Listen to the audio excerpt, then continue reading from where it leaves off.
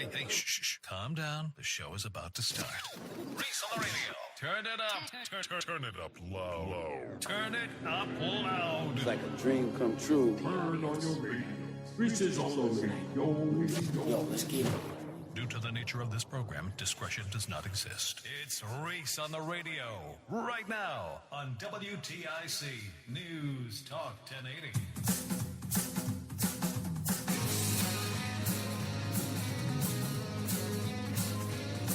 Yeah.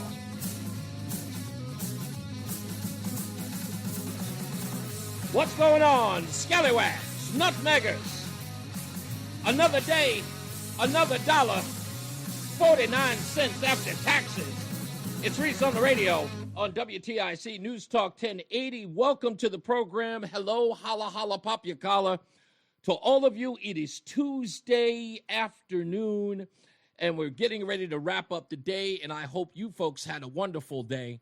I'm having a more productive day than I do on other days, probably because I had to gather more news. I had to get back to normal after the assassination and coverage of that. We have to have some degree of normalcy. We've got to get back to the routine that we do here. Not that we're no longer covering the story. We will. Today we have, we have details that are coming up about the charges against Tyler Robinson. We'll get to that if we're allowed to, in the sense of, there's a commercial break, or, of course, if John Silva, award-nominated John Silva, I might add, let's give him some props. If he has some news to detail on that as well, we'll leave that to him. I've got a question of the day. I used to do this when I first got here at WTIC, and I thought I was kind of putting pressure on the whole phone calls thing because I thought that was what was required of me here, but I sort of left it alone. But I do like the question of the day, and I'm going to answer the question of the day. I'm going to put a little spin on it.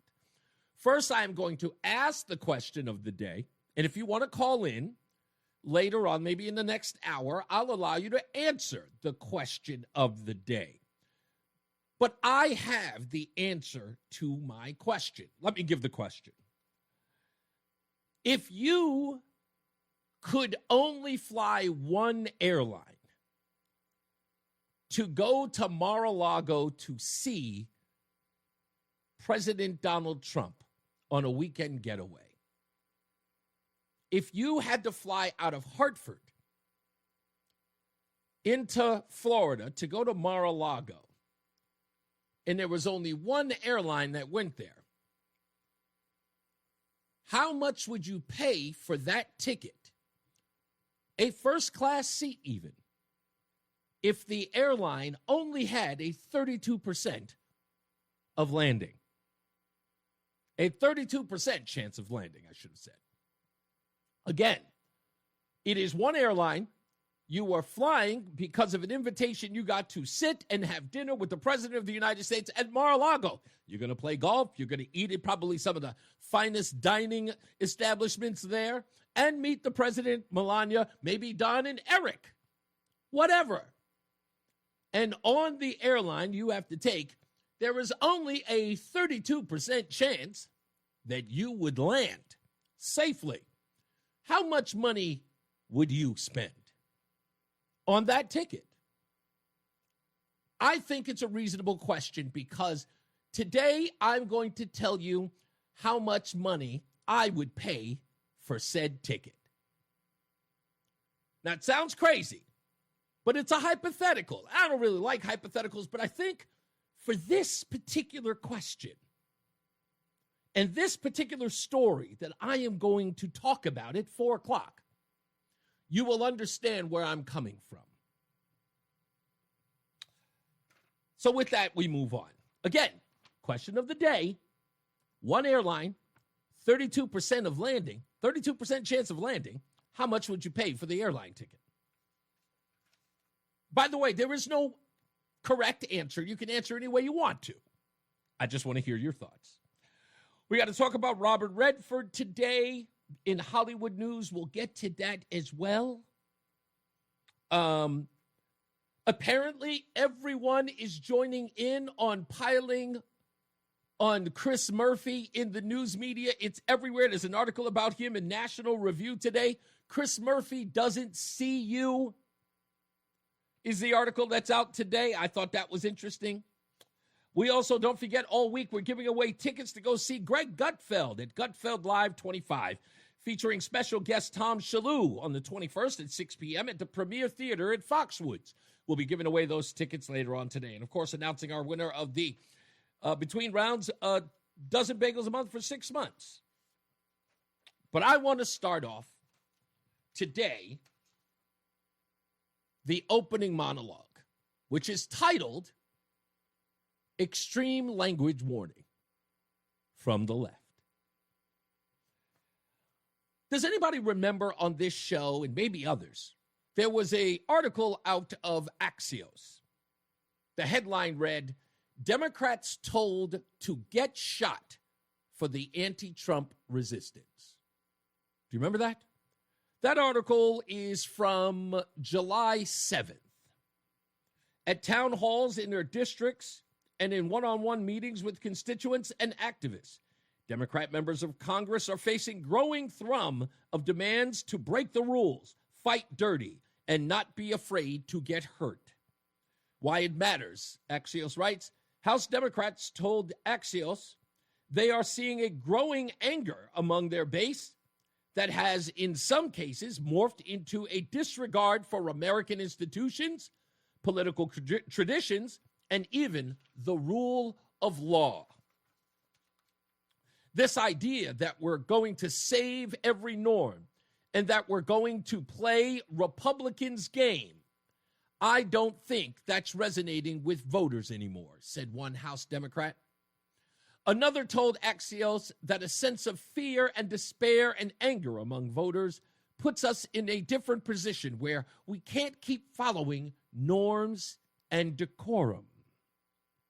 Axios spoke to more than 24 House Democrats for this story, many requesting anonymity, and to offer candid insights about their interactions with constituents and activists. For months, Democrat lawmakers have fumed that their base demands to fight harder, misunderstood the lack of legislative and investigative power afforded to the minority in Congress. Quote, we've got people who are desperately wanting us to do something. No matter what we say, they want more. This according to Representative Brad Schneider, Democrat out of Illinois, the chair of the center-left Democrat coalition. Liberal voters have angrily accosted Democrats at town halls, in their view, not doing enough to counter President Trump's agenda. In response, Democrats have tried to up the ante, heckling Trump, mounting rogue impeachment attempts, and getting tackled by law enforcement, and even indicting, what? I don't even see, what is that? No. Oh, even indicting in their efforts to scrutinize the president's deportation campaign. The grassroots wants more, some of them have suggested.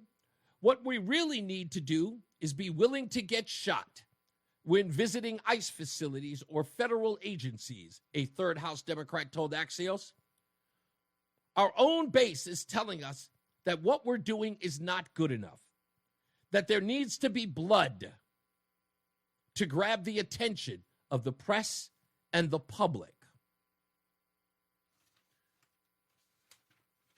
So that, alongside this poll that I cited yesterday, that now everyone is talking about. It turns out that Rutgers University had a poll that was announced today on Fox News. Truth be told, that piece by Rutgers was out months ago. Yeah, I have proof of that.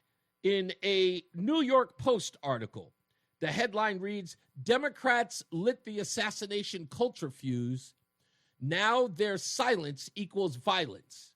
This article is from April 8th of this year. And inside that April 8th article, this writer talks about A new report from the Network Contagion Research Institute.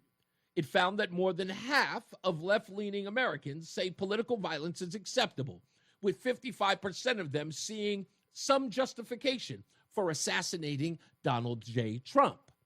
Fox News led with that story at 9 a.m. this morning. It's from April. The writing was already there. But let's go one step further. CNN seemed to be echoing that. But before we get to CNN, let's get to the day before yesterday. Destiny, an online blogger, a guy who has a large following, and in some cases, he is compared to Joe Rogan on the left. Well, he is getting pretty much a firestorm of criticism because of this statement. You need conservatives to be afraid of getting killed when they go to events so that they look to their leadership to turn down the temperature.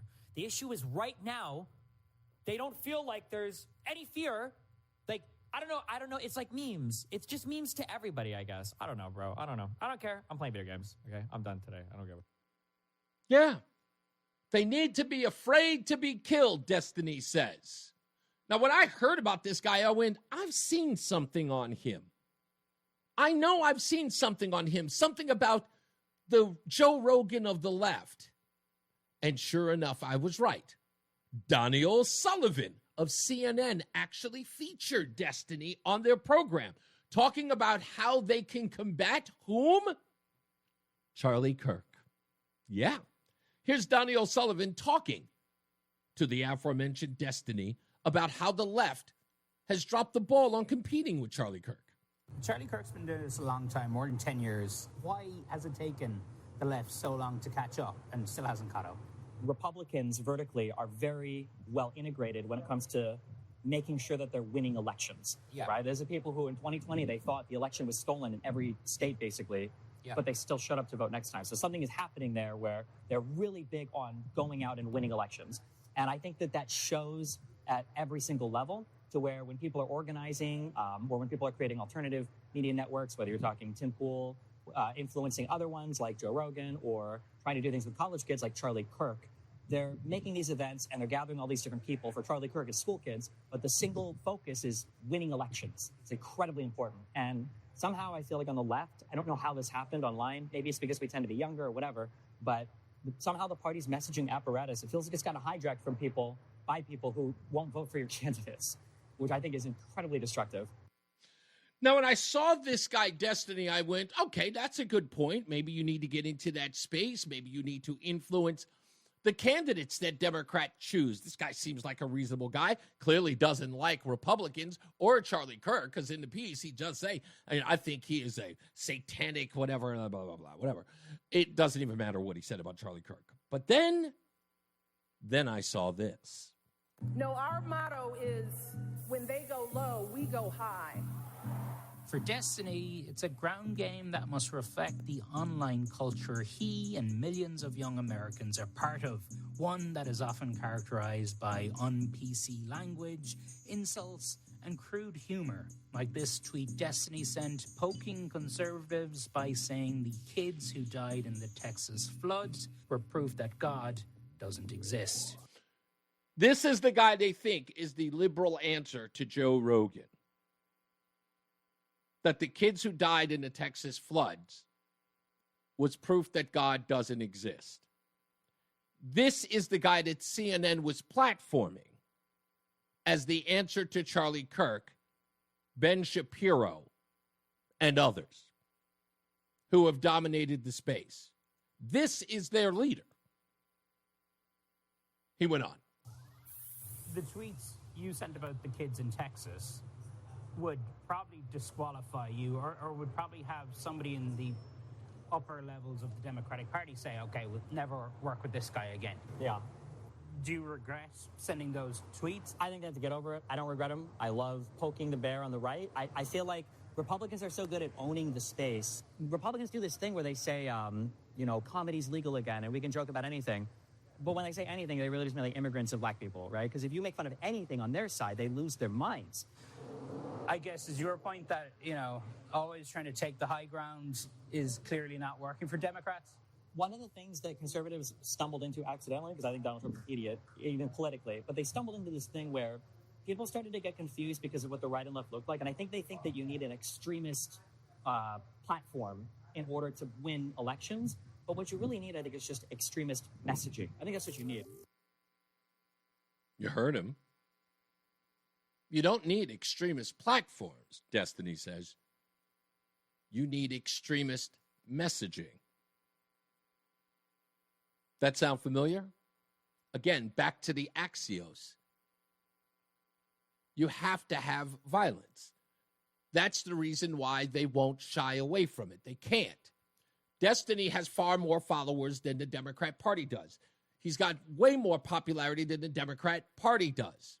It's the whole Mamdani thing as well. If you think about that, why is it that Kathy Hochul, Alexandria Ocasio-Cortez, and Bernie Sanders are supporting a guy who openly says he wants to, control the means of production? Because that's the direction of the party. There's an article today.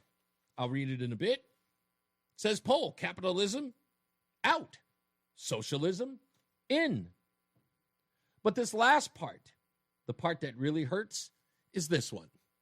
Elizabeth Vargas on News Nation talking to two young men, one a moderate conservative, the other one a liberal. So I was talking to two young men this weekend. One is a registered Democrat. The other is what he would call an independent or moderate Republican. Neither one of them agreed with very much of what Charlie Kirk said, but they had watched Kirk's videos on campuses for years as Kirk debated students and anyone else who wanted to stand in line for the chance to prove me wrong, as Charlie Kirk put it, and they respected that. They admired his willingness to debate and Kirk's skill at it, even when they didn't always agree with his positions. Now, one of those young men voted for Kamala Harris in the last election. The other did not. But both of them separately told me this weekend they will never vote for a Democrat again.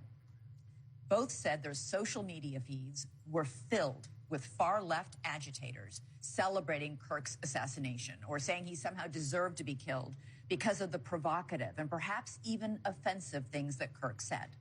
These young men know that the Democratic Party leaders have all publicly condemned the killing.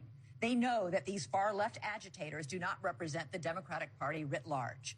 But they found these videos and these posts cheering on a murder so disturbing, so reprehensible, it has turned them off of the Democratic Party altogether. They are not the only ones who feel this way or who are horrified at people making light of murder. People are now losing their jobs for posting such things. Liberals are turning on other liberals who are publicly expressing sympathy for Kirk. The party's over. It just is. It wasn't like I didn't tell you. I told you. We'll be back. I've got more on this when we return. Stand by. It's Reese on the radio on WTIC News Talk 1080. Listen to WTIC News Talk 1080 on the free Odyssey app. Download and like WTIC today for alerts on special programming. Okay, ladies and gentlemen, I know that you are probably, if you heard the alert that the district attorney, Jeff Gray, was giving details to the assassination of Charlie Kirk and the details that applied to it, you know what, some of the things that I'm going to say. But there's only one thing that really struck a chord with me in all of this. And I'll get the audio when necessary. We'll play it for some of you who can't get to it. So we'll do that in the sort of the scope of the entire show. I will get it to you. If it's not the next hour, it'll be the next hour, but I will get those details. So if you haven't been paying attention, and I am the first to tell you this, the district attorney reads out the text exchanges between Tyler Robinson and his girlfriend, boyfriend, lover, whatever. Okay, the roommate he referred to him as in the piece. These exchanges happen after.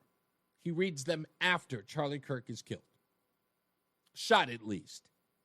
And in those exchanges, Tyler Robinson lays out to the roommate, let's just use that, So we don't have to go through all that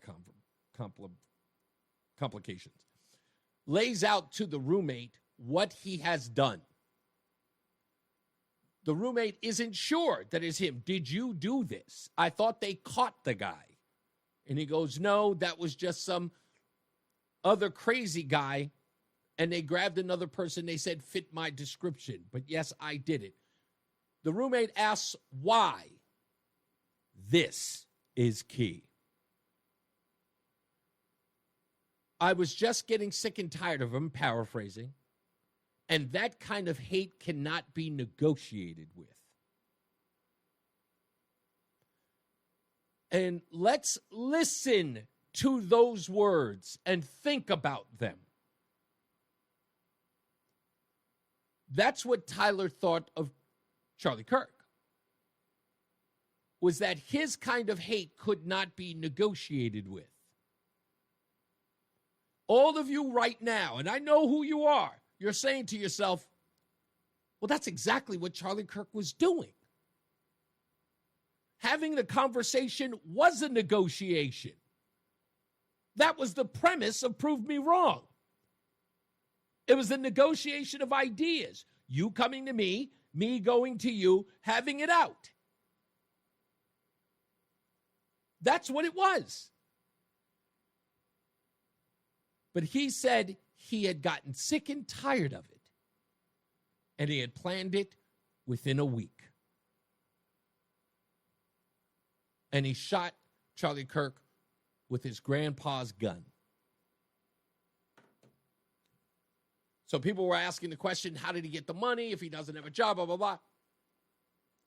Well, there you know. Then now you know. He stole his grandpa's. And this is all in his text exchange. He literally confesses everything in that exchange. Lays the whole thing out. So, by the way, if there are any doubters out there, all you people screaming and hollering about groypers, dunzo. Remember? Remember, he was supposed to be, he wasn't far right enough, they told us. It's one of yours, they told us.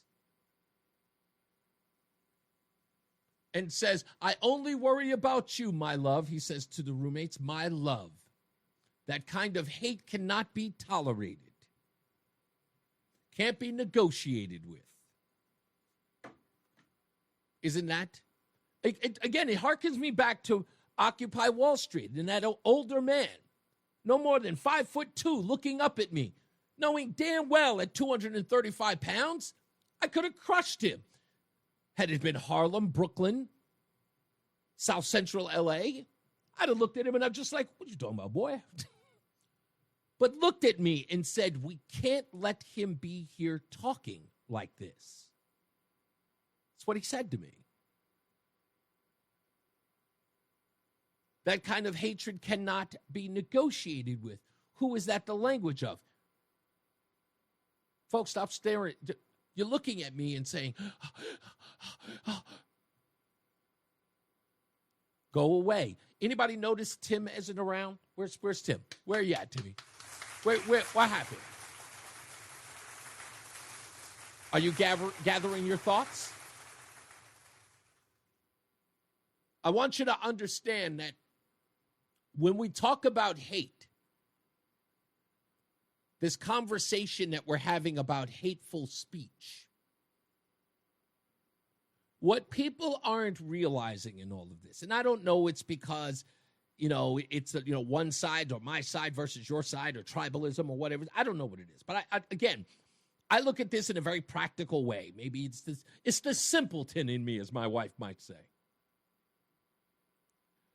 Charlie Kirk went on tour on college campuses and debated people on his beliefs. People who did not like what he had to say, many of them cursing him out, calling him names, calling him a fascist, calling him a racist. And he never once flinched. He just asked, tell me what I said that was racist. Because if it was, he would either change his tune, or if he was led to be, if it turned out to be true that what he said was racist, and it could be determined as such, I'm sure he would have moderated. But no one could give him anything. They just kept repeating it. You're a racist. You're a bigot. You're a misogynist. Well, tell me what it is that I said to us. You know what you're talking about. No, I need you to tell me so that I can adjust. Couldn't do it. But him being the hater used as a weapon his speech. Now, sure, he may have slapped around a few egos, but everybody went home. What a lot of you who are running around talking about his hateful rhetoric are failing to recognize is that Tyler Robinson's hate for Charlie Kirk ended with a bullet. Someone is dead. You can't justify Tyler Robinson's hate as a measure of Charlie Kirk's. You can't. There is no comparison. This is the reason why you're shaking in your boots whenever, anytime anyone asks you, did he deserve to die? I never said that. It's not what I asked. I didn't say, would you kill him? I didn't say, would you fire that gun? I asked you, if what he said was so hatred, did it deserve death? The simple answer is no. But when you have difficulty answering that question, when you deflect, when you start spinning around, being a contortionist, it already reveals the answer we know. We all know it. And that's why I tell you people, please stop getting into these deep, stupid, rooted arguments with these people about what they think about what Charlie Kirk says. It's a simple yes or no. Did he deserve to die? And the answer should be no. That's it, emphatically. No. It shouldn't. But when somebody, I didn't say that. Don't accuse me. Nobody accused you. It's a question. No, he did not. And you know he didn't. And there was no justification for what Tyler did. And now that you understand what was in his text, his hatred cannot be negotiated with. His reasoning was it had to be killed. He is your representative. People on the left, he is a representation of hatred that cannot be negotiated. Words that are being spewed that you don't like must be responded to with violence, because we have the data here. Constituents of Democrats who are openly saying that somebody's got to get shot for their beliefs. They have to resist Donald Trump to so much that there must be violence. There must be bloodshed. This is the act of somebody who is losing and desperate. This is why I said what I said about Chris Murphy yesterday. The constant flailing about, not understanding about reading the room, understanding that people are trying to gather their thoughts to find out what we're going to do in the future. Maybe tone it down a little bit. This guy cannot relent because he has other ambitions. He doesn't give a damn about you, doesn't give a damn about the temperature, doesn't give a damn about your grieving. I've got to get elected. I must beat Donald Trump. He's a bigger threat than all of this. He is the boogeyman. It's obsession, I tell you. And these people need help. That's what they need. It ain't up for us. It's not up to us to give it to them, though. Don't ask me for it. I know who you are and I understand.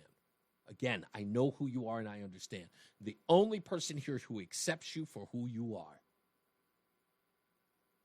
We'll take a break. We'll be back. More news, more views. We'll get to more of this. I've got other audio to get to when we return. Stand by. It's Reese on the radio. Jason says, did I hear that right, that the state is going for death? Yes, the death penalty will be pursued in the Tyler Robinson's case for murder against Charlie Kirk. That is indeed true. I'm trying to gather the audio now. Of course, they're doing like panel discussions over on Fox News as we're watching all of this unfold. I knew the details were going to be really, really scary. It also turns out from what we're finding in the investigation that It was Tyler's mom who identified him immediately in the FBI photo when it was released.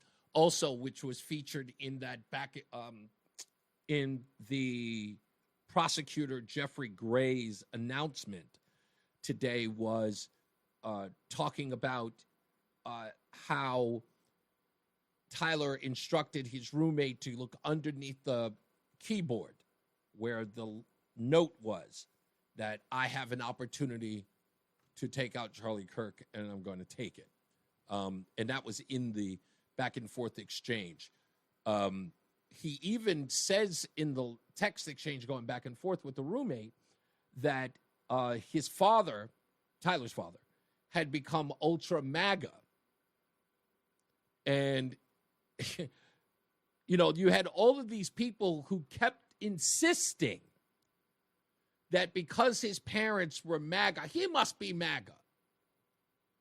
Even though we know that one of the biggest problems, biggest issues we had with politics from back in 2009, 10, 11, was an Obama administration and even the president himself talking every year during Christmas about you, young people, confronting your MAGA it wasn't MAGA then, but conservative parents who were not on board. And of course, in 2015, during the Donald Trump administration, or at least before it, during his campaign, we had article after article and story after story about older parents with children who had kids not coming to Thanksgiving or to Christmas because they were voting for Donald Trump. There was a cultural divide between parents and children. So this nightmare that we're witnessing in real time cannot be settled with the it's on both sides. It ain't as simple as that. It just isn't. And deep down, people know that it is. I posted a video. If you go to my X account, just go to reeseontheradio.com, you'll find my X account. I posted this video last night.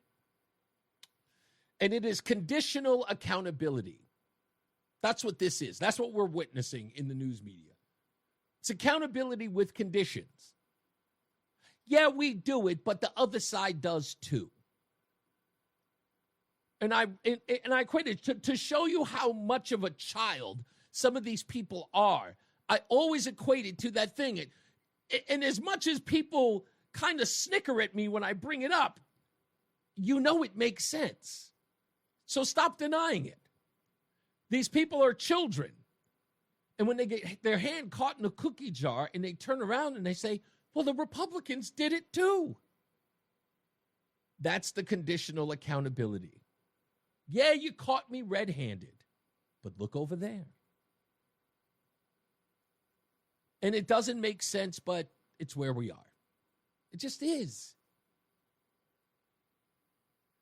So while everybody else is doing the spin, leaping over each other, trying to fight back, is because they know, just as Elizabeth Vargas said there in that piece I played earlier, people are rejecting the Democrat Party. People are running away from it in droves. They can't justify it just as normal people. I know people think that the world's gone crazy, but not everybody. The numbers don't suggest it. Sure, are there a large number of people? Yeah, it's a considerable amount of people, but it ain't all of them. And it is not something, and this is another thing that I believe. I believe that there is something innate in us as Americans, be it cultural, be it whatever. But I think that there is something innate in Americans, because of the society that we live in, that makes us who we are. And that is ownership and accomplishment, winning, achieving, working hard, seeing the results on the other side, risk, reward. These things are not bad. As much as people try to indoctrinate young children. They try to get them really, really early to think that that's the way the world works. But the one thing that they cannot stop is that these children are going to go out into the world and they're going to meet others who think differently. They're going to be confronted with them. And they're going to go, what's this thing that you do? Work? Yes, it's so I can build a better life for my children. Well, I was never taught that. I was taught that everybody should give you stuff. No, this is much more satisfying because my hard work gives me all of this. Yeah, but I don't have all of that. How do I get all of that? Well, let me show you. And they eventually get out of that. No one stays. You know the old adage. Remember this one. I'll never forget it. If you're in your 20s and you're not a liberal, you have no heart. If you're in your 40s and you're not a conservative, you have no brain. Let's get to the WTIC newsroom with John Silva. We'll be back. It's Reese on the radio on WTIC News Talk 1080. Reese on the radio, making sense of the news. Yeah, even when it makes no sense at all. Now on WTIC News Talk 1080. All right, normally I would do headlines here, but I think I captured the audio of the district attorney in the case against Tyler Robinson. I think this is right. On September 10th, 2025, the roommate received a text message from Robinson which said, "Drop what you're doing. Look under my keyboard." The roommate looked under the keyboard and found a note that stated, quote, "I had the opportunity to take out Charlie Kirk, and I'm going to take it." Police found a photograph of this note. The following text exchange, then took place. After reading the note, the roommate responded, "What? You're joking, right?" Robinson, "I am still okay, my love, but I'm stuck in Orem for a little while longer yet. Shouldn't be long until I can come home, but I gotta grab my rifle still. To be honest, I had hoped to keep this secret till I died of old age. I am sorry to involve you." Roommate, "You weren't the one who did it, right?" Robinson, I am. I'm sorry." Roommate, "I thought they caught the person." Robinson, "No, they grabbed some crazy old dude, then interrogated someone in similar clothing. I had planned to grab my rifle from my drop point shortly after, but most of that side of town got locked down. It's quiet, almost enough to get out, but there's one vehicle lingering." Roommate, "Why?" Robinson, "Why did I do it?" Roommate, "Yeah." Robinson, "I had enough of his hatred. Some hate can't be negotiated out. If I am able to grab my rifle unseen, I will have left no evidence." That's pretty much it. Then it goes on to a whole bunch of stuff about the grandfather's gun and everything else. So, and I know that at this point, it becomes the whole back and forth with arguing with family members and people on the left and people on the right. But I was having a conversation earlier this morning, and I can say it. I was talking to Janine. And, you know, I totally get where she's coming from. And I understand others who are like that too. They're not very, like, there are people who are not like all day, every day politically, you know, they're not. They're just regular folks just trying to make ends meet, taking care of their families. And I know some people who kind of look at all of this and they go, "What do you mean you're not involved in all of this?" Trust me, they are not. They're not. They're just average folks. And they've got other things to do.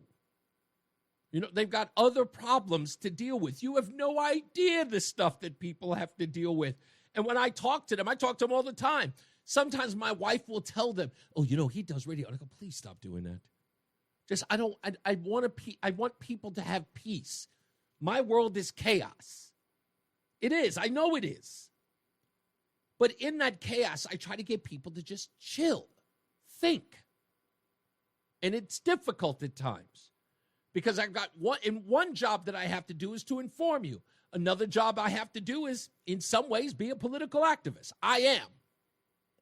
I'm politically active. And I am politically active for my side. I don't lie or fuss about it. And I ain't ashamed either. I will never lie to you. But that being said, what I am trying to do is to tell people to get the hell out of your hysteria. That used to be the case. I don't want you to be a happy warrior either. I just want you to think. Because so many people, the news comes at you so fast, and so many people wish to react to it in real time, thinking that if I don't react to it now, I'm going to, one, either miss my opportunity, or it's going to take advantage of me. Chill. That's not how the world works. The news media has a job, and that's filling up space. And also, the news media has a job as to turning it up to 11. It's never as simple as just, I'll read stories all day and I'll go, why is that headline so inflammatory? Then when I read the article, I'm bored to tears because they have a product to sell.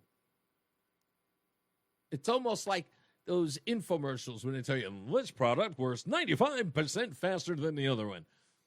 The truth be told, it works just as good as the other one. That's news. Is your dishwasher killing you? News at 11. If it were that important, it'd be news right now. They've got a job to do. They're going to sell it. So don't get so animated, exercised about those things. When you see these other folks screaming and hollering about Charlie Kirk and poking fun at him, making ominous comments about his family and his children, for crying out loud, remember who you are. And you have to ask yourself, who are you? Now, if truth be told, you're the type of person that just wants to take up arms, and I mean that figuratively and literally, because some of you out there are like that. If that's the person that you are, I got nothing for you. You are that person. I'd love you to calm down, chill out, and take a beat and join the rest of us in normal land. But you're not going to change if that's who you are. And in many ways, perhaps you are no better or no different than the other side. But for those of you who get very animated and sort of injected with hate because it's coming from the other side, and some of you are saying, that's it, I've had enough. Have you? This isn't new. We're aggravated every week. Every week we're aggravated. Every week something new comes along. And then 2-3 weeks later, maybe even a month later, we're on to the other thing. Don't believe me? Epstein, anyone? How about Tesla vehicles? Have we moved on? I haven't talked about DQuat in weeks, and I have new news. But my point is that you are jumping at the opportunity to be agitated. You don't need to be. As I said and I showed in the Elizabeth Vargas piece, it all comes out in the wash. Those people who are doing the things that they are doing, cheering, celebrating, desecrating, average folks are not attracted to that. That's not a come hither maneuver. No one wants to be a part of that. People see that as ugly. And that is something inherent. Ugliness is inherent. We can identify it. It's like, that's funny, but not something I want to be a part of. I get how cruel it is. I get you're doing it for shock value, but I don't know if I want to be a part of that or be associated with that. I damn sure don't want my mom to think I'm that person. And what do? You act accordingly. Some of you are civilized. Others, not so much. But the uncivilized people never win. The polling data and just sentiment all around. Most people say, yeah, I don't like that. I don't think I even want to be associated with that. And when you're losing, you're desperate. And when you're desperate, you'll do anything. And when you'll do anything, here's what you see. Tyler Robinson was desperate. Charlie Kirk's words hurt him, angered him, like it does Tim, like it does Bob and Don. Words hurt them. These words affect them in a way because, not because they're weak, not because they're sheltered, not because they're thin-skinned. It was because action has never been a factor. That actually accomplishing things, working hard, that may be a little bit of what they do, but when you can allow words to hurt you, when you can allow words to make you angry, it says more about the person receiving the words than it is about the person who used them. If you're in a relationship, I want to use that relationship as sort of a understanding of all of this. My ex-wife, Mary, used to say evil things to me in the middle of an argument. You've got a little thingy. She'd say that in an argument, and I would look at her and I would laugh. And then when all the dust settled and we'd be in a conversation, I remember the first time she asked me, she goes, I said all of those foul things to you. Why did you just laugh at me? And I went, well, if I had been angry about it, wouldn't I have been conceding that those things were true? Like, weren't you saying them because you wanted to get a rise out of me? Like you wanted me to be somewhat intimidated or affected or harmed by it? Like by saying it, I partially believe, or I have a complex about it already, and that's why I would have reacted. I would have been angry and shouted more, but I laughed because I thought the statement, even though it was out of anger, I thought it was ridiculous. I mean, I knew it was ridiculous, so I ignored it. And she goes, how do you do that? And I said, simple. I don't let you have control over me. Now, to go deeper than that was another argument that I had with her, and she kept using this line. And if you've been in an argument with your significant other, be it boy, girl, whatever, if you've heard this before, you know it. You know, I don't want to get angry, but you make me crazy sometimes. You make me yell at you. And I would always respond to Mary by going, I make you angry? Yeah, you do. You make me angry. So I have control over you? I'm not saying that. Well, that's what that means. If I make you angry, that means I have the control over your emotions. That's what that is. She had to rethink it. She had to understand that she controls her emotions. Her reaction is key.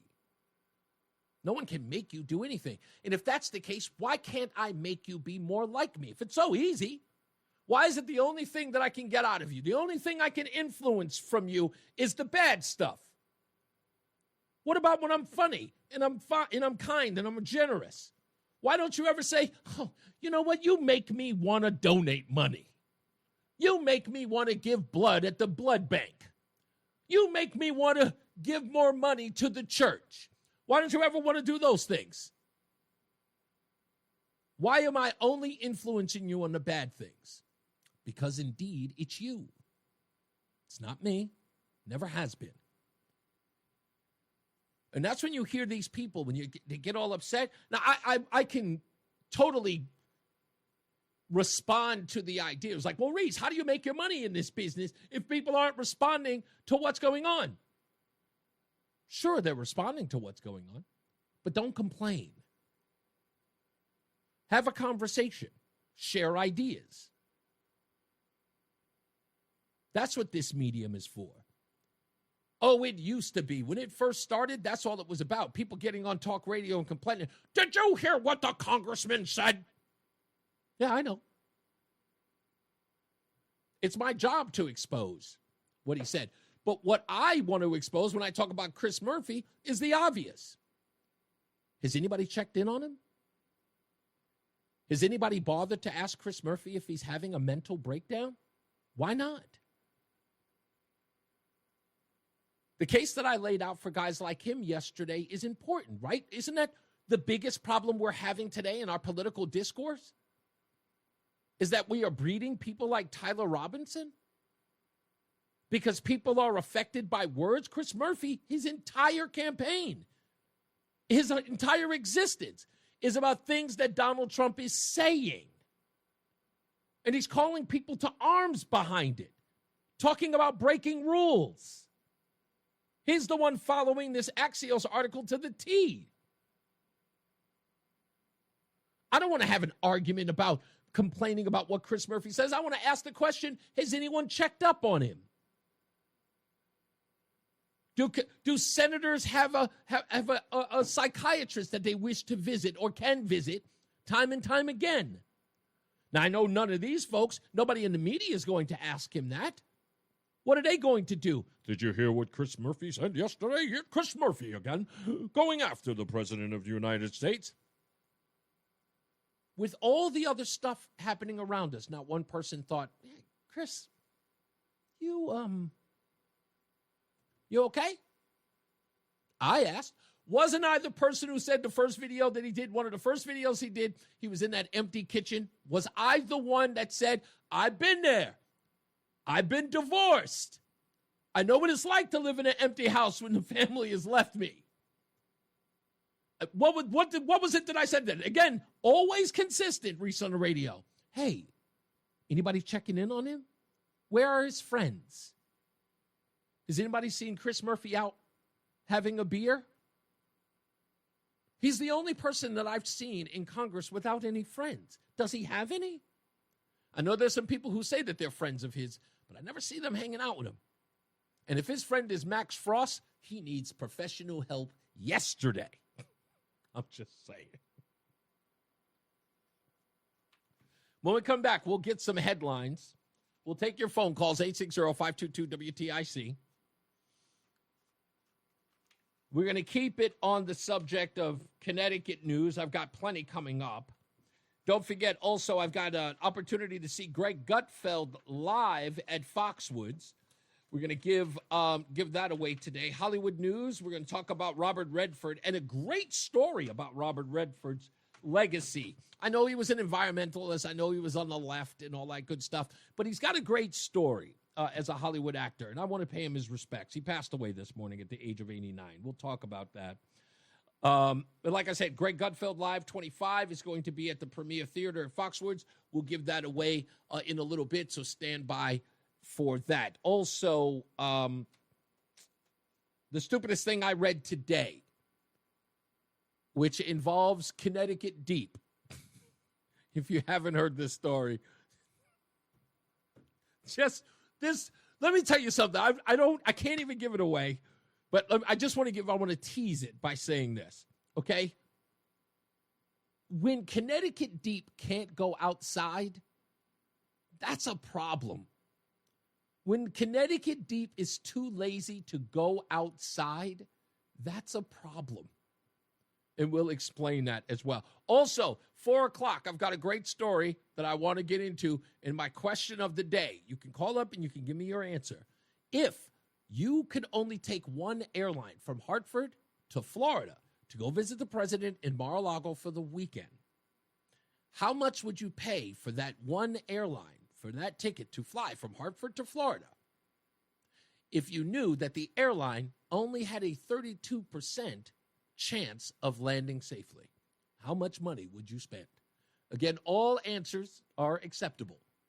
However you want to answer it, but I will give you that answer at about 4:05, 4:06 today. Again, just joining us, you're taking one airline, there's only one, out of Hartford, going into Mar-a-Lago to spend a weekend in Mar-a-Lago to visit with the President of the United States.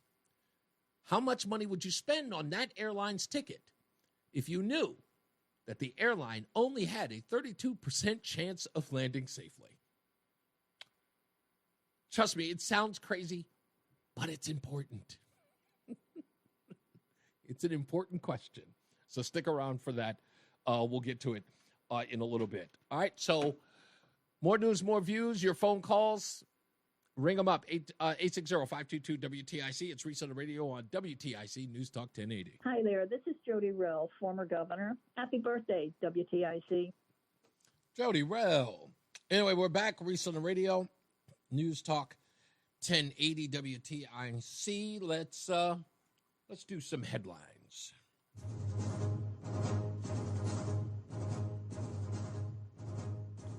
Speaking of Charlie Kirk, Connecticut politicians are drawing fire for comments and sometimes no comments at all about the assassination of Charlie Kirk. Farmington School Board Chairman Bill Beckert is under fire for a post that he says he did not write that read, "They reap what they sow," after Kirk's death. Beckett says, quote, "That post does not reflect how I feel about Charlie Kirk's work. It's not my words." He said this to a large crowd at a board meeting at West District School. On another front, the National Republican Congressional Committee, which seeks to win elections for Republicans in the U.S. House of Representatives, on Monday sent out a statement saying that radical Democrat Johanna Hayes has said nothing, absolutely nothing, in the days since Kirk was killed in a shooting in Utah. That was witnessed by thousands on a college campus. They said, quote, "Silence is complacency." This was according to Maureen O'Toole, the Eastern Regional Press Secretary for the NRCC. Radical Democrat Johanna Hayes' reckless fear-mongering fanned the flames of violence that led to Charlie Kirk's assassination, and now she refuses to even condemn the violence. Hayes rejected the suggestion and has said that, saying that she has been silent. She says, quote, "I absolutely condemn political violence in all forms and have expressed that repeatedly throughout my time in Congress." Haynes said that statement to the Hartford Courant. When we thought that Avello was going through some damage and damage control after the state's Attorney General, William Tong, went after the airline, they said that it was at the top of the list of airlines that might end up making this year's Airlines We Lost list. But now that's no longer the case. After a very dicey first quarter, the airline has turned to better results. It's also raised cash and is now buying a fleet of 50 Embraer E2s with options for more. This doesn't mean that somebody should be bullish on Avello, but it does mean that they're not going away anytime soon. In fact, they had a really, really horrible couple of months.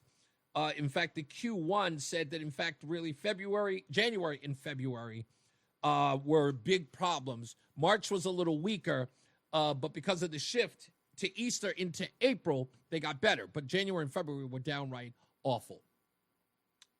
This is a story I've been dying to talk about, and I'm sure you are going to call about it. If you haven't heard, the Sean Paul Reyes and Brian Fahey saga is far from over. Brian Fahey's 911 call on July 11th of this year has now been made public. And on it, Brian Fahey's wife can be heard screaming, "No, no, no," for Fahey not to return outside with a gun that he retrieved so he can carry it, which is seen in the Sean Paul Reyes' video. Brian goes on to disclose to the 911 operator that he intends to shoot Reyes. Here is a clip of that 911 call. There is more to it. I'll explain it after. 911, what time's your emergency? Hey, it's Brian Fahey. I'm a Connecticut State Trooper. Yes. And I got somebody trespassing on my property. I live on... No! What's the address? Hold on. What's the address? Get out of my way. I have a gun, and I'm going to go shoot him right now. Address? That's right. As you can hear there, he is telling his wife, who is telling him, no, no, no. He is saying, get out of my way. He tells the 911 dispatcher, I'm going outside to shoot him, is what he says in there. You hear that. There's much more to the audio. In fact, there's a 911 call by Fahey's wife, which I'm not going to play because, again, I don't do the whole women and children thing. But it totally destroys Brian Fahey's assertion that his wife and his daughter were cowering in a room upstairs. In fact, if you listen to her 911 phone call, it appears that she is shouting to the daughter, who continuously keeps going to the front door to check on her father, which is understandable. It's not a critique of the girl. She knows that her father's outside arguing, and as children do, she's concerned about her dad and what he's doing. But you can hear his wife screaming to the daughter, get away from the door, close the door, get away from the door, which, again, is not consistent with what Brian Fahey says happened in this case. Okay? So if you want to hear it, you can find it online. It's been made available. Now it's time for the stupidest thing I read today. Yes,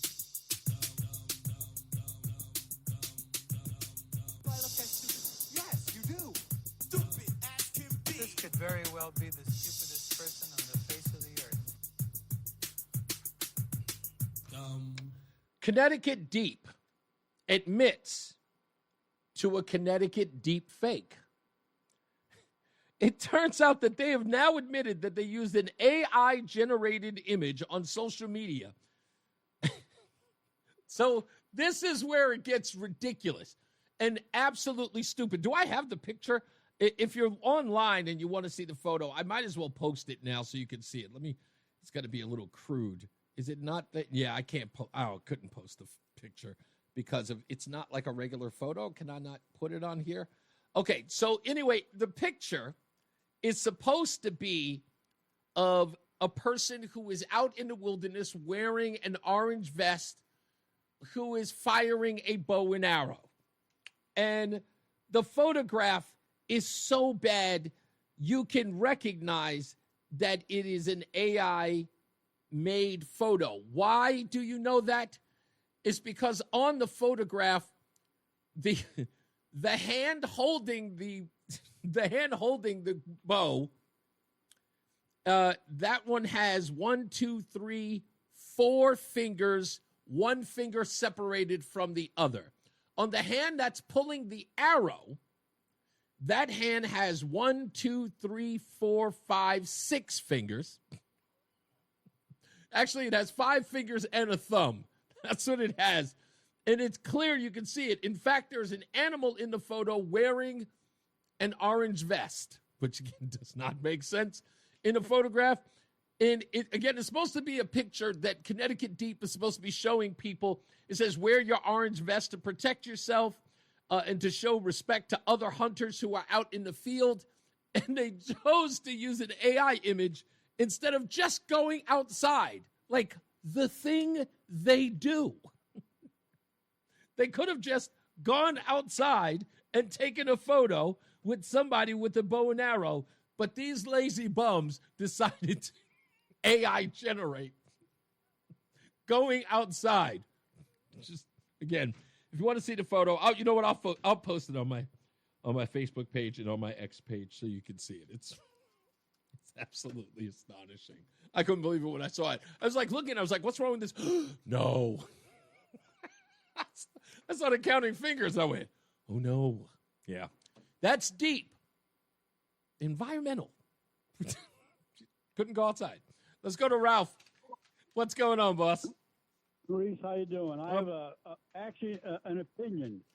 Is Murphy the worst U.S. senator in the history of the country, or is Adam Schiff the worst U.S. senator in the history of the country? Oh, you know what? As much as I go after Murphy, Schiff is irredeemable. Oh, my goodness, he's irredeemable. I've got some audio I need to get to his as well between he and Kash Patel, who took him to the woodshed. I heard that, but I didn't see it. I wish I could. Oh man, yeah, I'll see if I can play it. I'll see if I can play it in a minute. I'll get the audio for you. I saw pieces of it, but I was trying to get this audio of the district attorney in the Charlie Kirk case. So yeah, I was gonna. You might be. I'm sorry, Chris Murphy is a horrible person. I'm sorry, he just is. I'm just saying as a character. I don't know if he's evil. I'm not going to go that far, but just as a person, I think he's kind of a jerk. But that being said, Adam Schiff, reprehensible. I mean, beyond, and he knows it. He's, again, you know the term I use, Ralph, right? He's a worm. He's just a worm. Absolutely. No, he's lower than that. I agree. I have another kind of question to pose if I have a minute. Sure, go ahead, real quick. All these liberals who say it's okay to shoot somebody if their political ideology is not what the liberals like, that means it's okay to shoot liberals if the other side doesn't agree with their ideology. No, it's not. No. This is the thing. And this is exactly the point that I was talking about maybe a couple of weeks ago. So when people say that, we now have literally devolved into liberals, Democrats, or progressives get to set the standards of where we are. Now, I'm one of the people who always say it over here, Ralph. I said, I always make them live by the standards that they create, not us. I make them. So when they start telling us how we're supposed to behave, when the moment comes when they're supposed to behave like that, I make sure that they live by that. I never suggest that we should go down to their level. Never. You're 100% correct, Reese.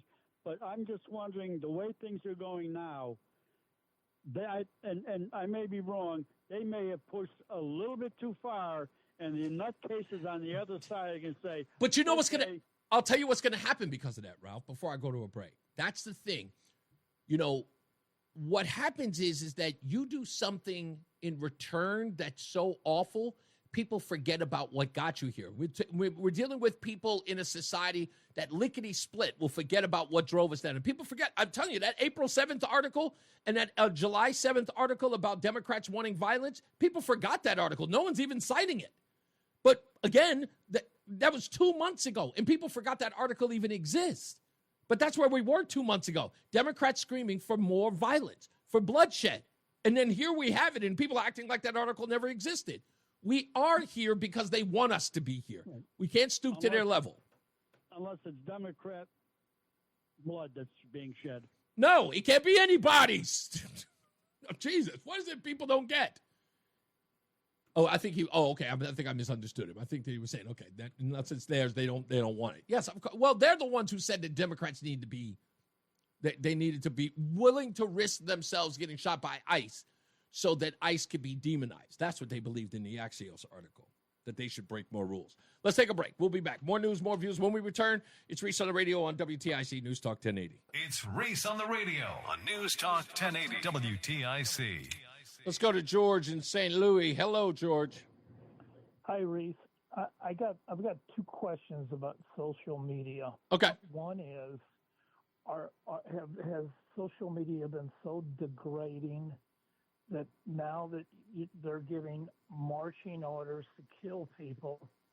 And secondly, has it become so addictive that by the millions now people are like trained monkeys to respond to that same social media? And either case, it's time to start a class action suit and shut it down.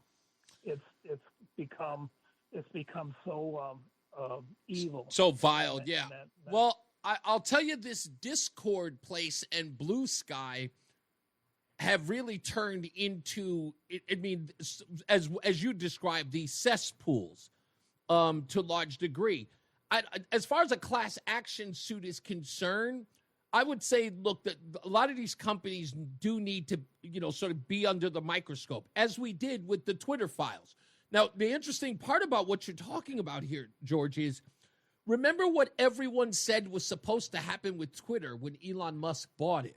Now it turns out, according to everything we've learned so far, Discord is where this guy was able to talk about Charlie Kirk and his plans to execute him. All on Discord, no red flag. Johnson was talking to dozens of people online about his Robinson, you mean? Yeah. To kill. Yeah, exactly. No one there. No one Robinson. Even checked them. So on the other side, you have Blue Sky, which has been a reaction to Charlie Kirk's death. What have those folks been doing? Those folks have been mocking his death, and nobody on Blue Sky is even. And why weren't they checked out? Exactly. That's the FBI needs to go into those files and check out every one of those people. And 100% on Robinson's. Yes, anybody he was having exchanges with. You're absolutely right. And again, that's the whole point. Remember, Twitter was supposed to be the cesspool, right? And they created Blue Sky simply because of what they called the Wild Wild West of Twitter. Now Twitter becomes the number one news aggregate for everybody. And Blue Sky becomes the thing that they were threatened by, or the thing that they said was going to happen with Twitter. Absolutely stunning. And Discord, having a teenager around talking about Discord clearly said to me, it's like, okay, obviously I'm never going to join that thing. That doesn't sound like that's even interesting. Plus, I don't play video games. But now, that underbelly. I don't think you're ever going to be. The internet has been around, what, since the mid-'90s? It's almost, a little more than 30 years? The dark web is there. No one's ever been able to get rid of it. You can try. But as long as you can buy a kidney on those things. No, I'm kidding. I don't know if you can. That's what I used to say about Bitcoin. Let's get our first check of weather and traffic. We got Bob Larson in weather, and Mark Christopher is in the BPS Traffic Center. How you doing, Mark? I'm doing real good, Reese. It's Reese on the radio. And don't say we didn't warn you on NewsTalk 1080 WTIC.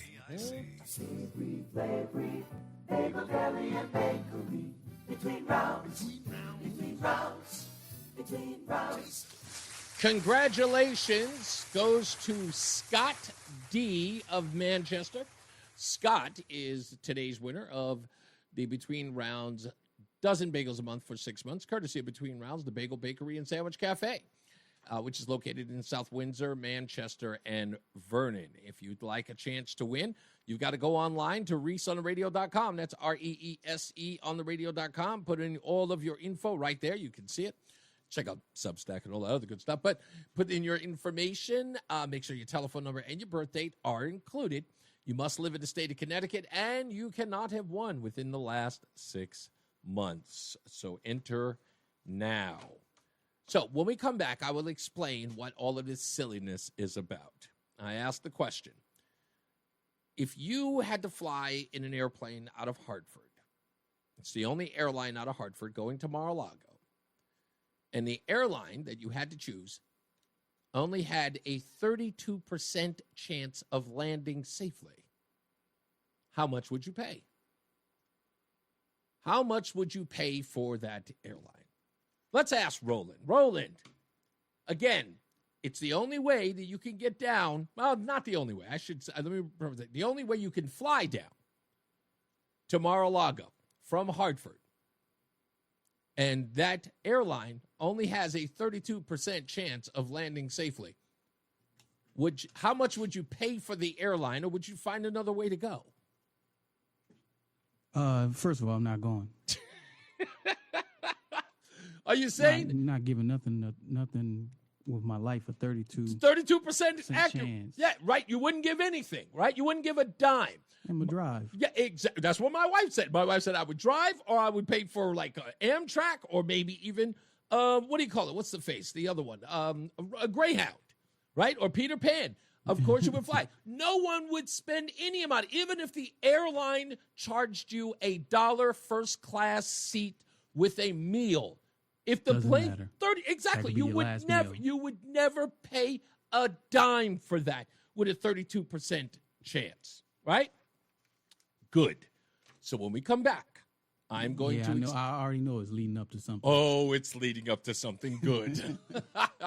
It's Reese on the radio on News Talk 1080 WTIC. All right, what was I talking about? How much would you pay for a plane ticket to fly first class from Hartford to Mar-a-Lago? Is only one airline, and that airline had a 32% chance of landing safely. What would you pay? And, of course, the obvious answer is I wouldn't pay anything. I would never waste my money on that.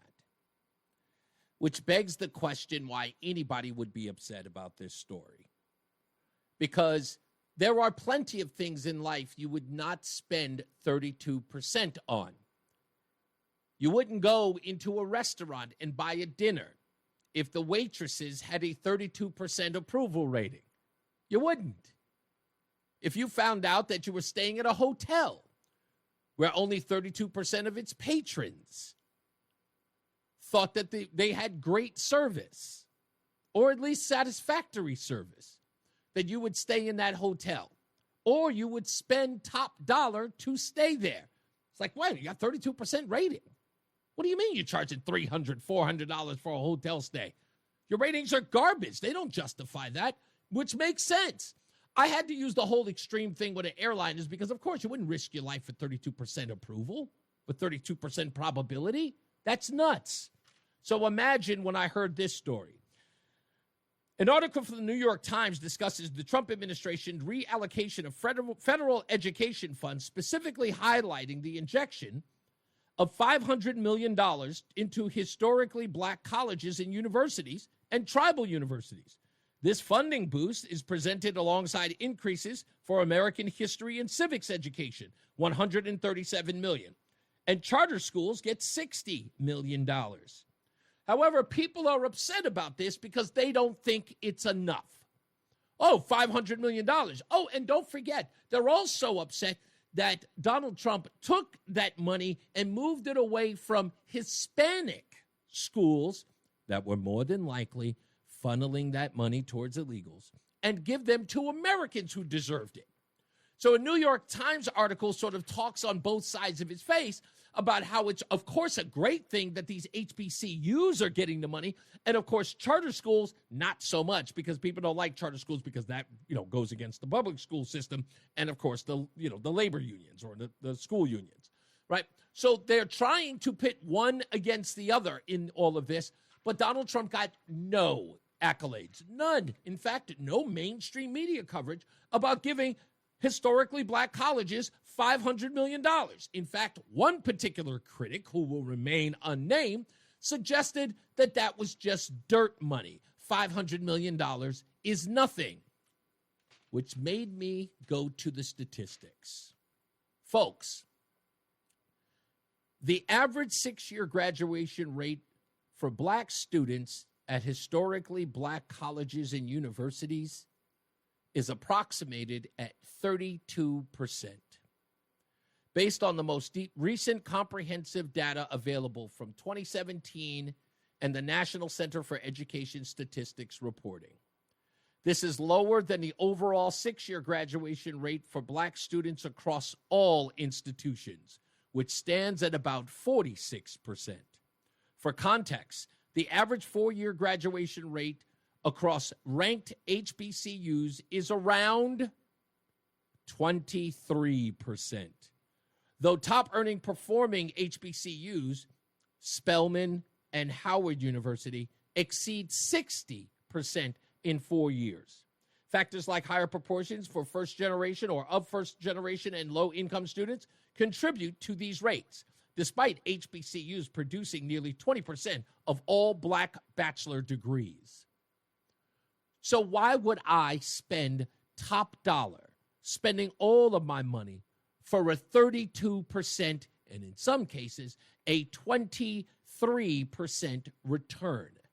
We call that a bad investment. We also call that hustling backwards in the hood. So I just want to let these folks out there screaming and hollering about, $500 million is beans. For what we're getting for it, I say we're barely getting a bargain. If I look at these numbers, why are we spending $200 million? They're getting no results. This money is going to nowhere. What's it paying for? Drapes? What's it paying for? Chairs? Tables? Gardening? What's $500 million coming from? Since 2017, 32%? You wouldn't spend top dollar on 32% of anything. Now, all of a sudden, we're supposed to be okay with that when it comes to historically black colleges or university? These things are waste. And I just heard the other day that United Airlines is partnered with 2 HBCUs that have, wait for it, a 2% graduation rate. Do you understand that? United Airlines is partnered with the 2 lowest graduation rates HBCUs to look for pilots. Again, would you spend top dollar on an airline that had a 32% chance of landing safely? Of course not. Don't hate the player, hate the game. Some people are just ridiculous. So, if I got your panties up in a bunch about this, that's not on me. I would talk to your local HBCU or talk about the students who are there, who are clearly failing miserably. That's all. They're on the government dole for $500 million. Perhaps make something of that. Come back with at least, I don't know, 35% graduation. At least I know it was ticking upwards. And I wouldn't be so upset. So just literally, don't bore me. Don't bore me. Spare me all the nonsense and all that crazy stuff. Just spare me. You got no legs to stand on. It's like even when you get the money, nobody reported on it. Nobody even bothered. The most racist president in the world. He gives $500 million and you say nothing of it. And when you do say something of it, it ain't enough. What are we getting for our money? I mean, it might as well be USAID. I mean, it is taxpayer money. It's my money. Going to a university, colleges and university that don't do squat. That don't produce anything. They have a good time, though. Yeah, apparently you do. Let's go back to the phones. 860-522-WTIC. What's up, Fulton? What's up, buddy? I got a thing about Pam Bondi. What's your take on her wanting to prostitute the printer that won't print the Charlie Kirk thing? Okay, who are we talking about? I didn't hear you. So, Pam Bondi, let me say this. My phone stick. You hear me? Yeah, you're really, really breaking up. Say that one more time. I don't know. This phone stick. You may need to... Pam Bondi?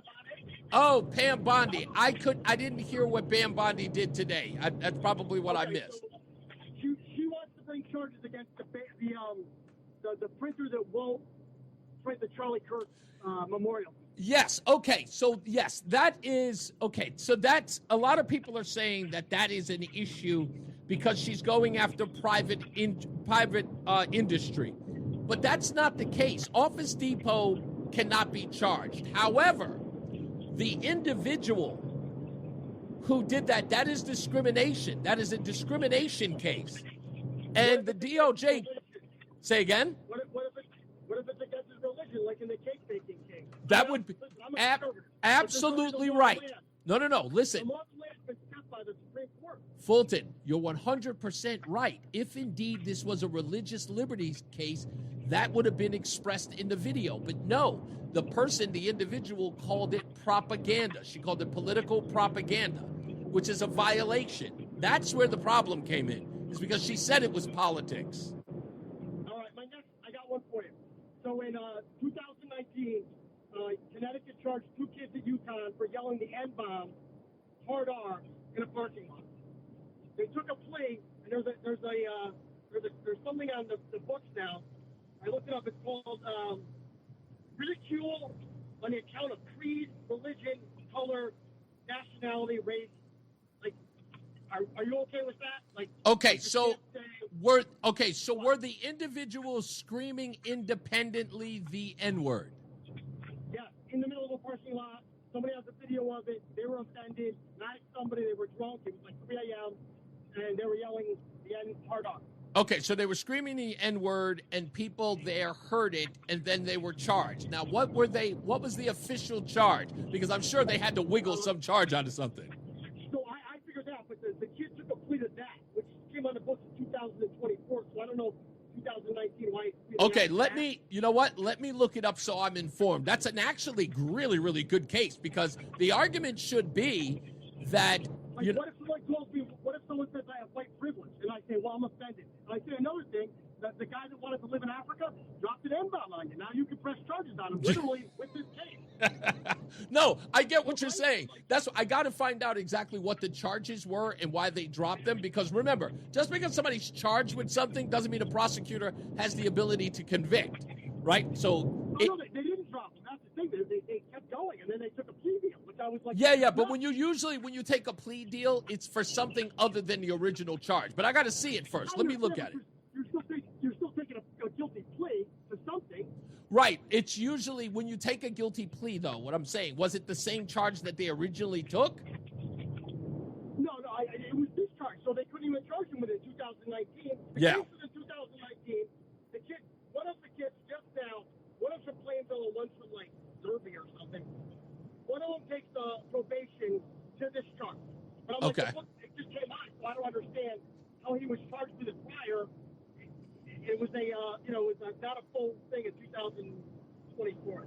Okay, let me look into it so I can at least I'll have a basis and then I'll say something about it. I got to get some other stuff. Thanks, Fulton. I appreciate you, buddy. 37 on the law on that one. Okay. Hey, did you hear about the new Fahey details? I did.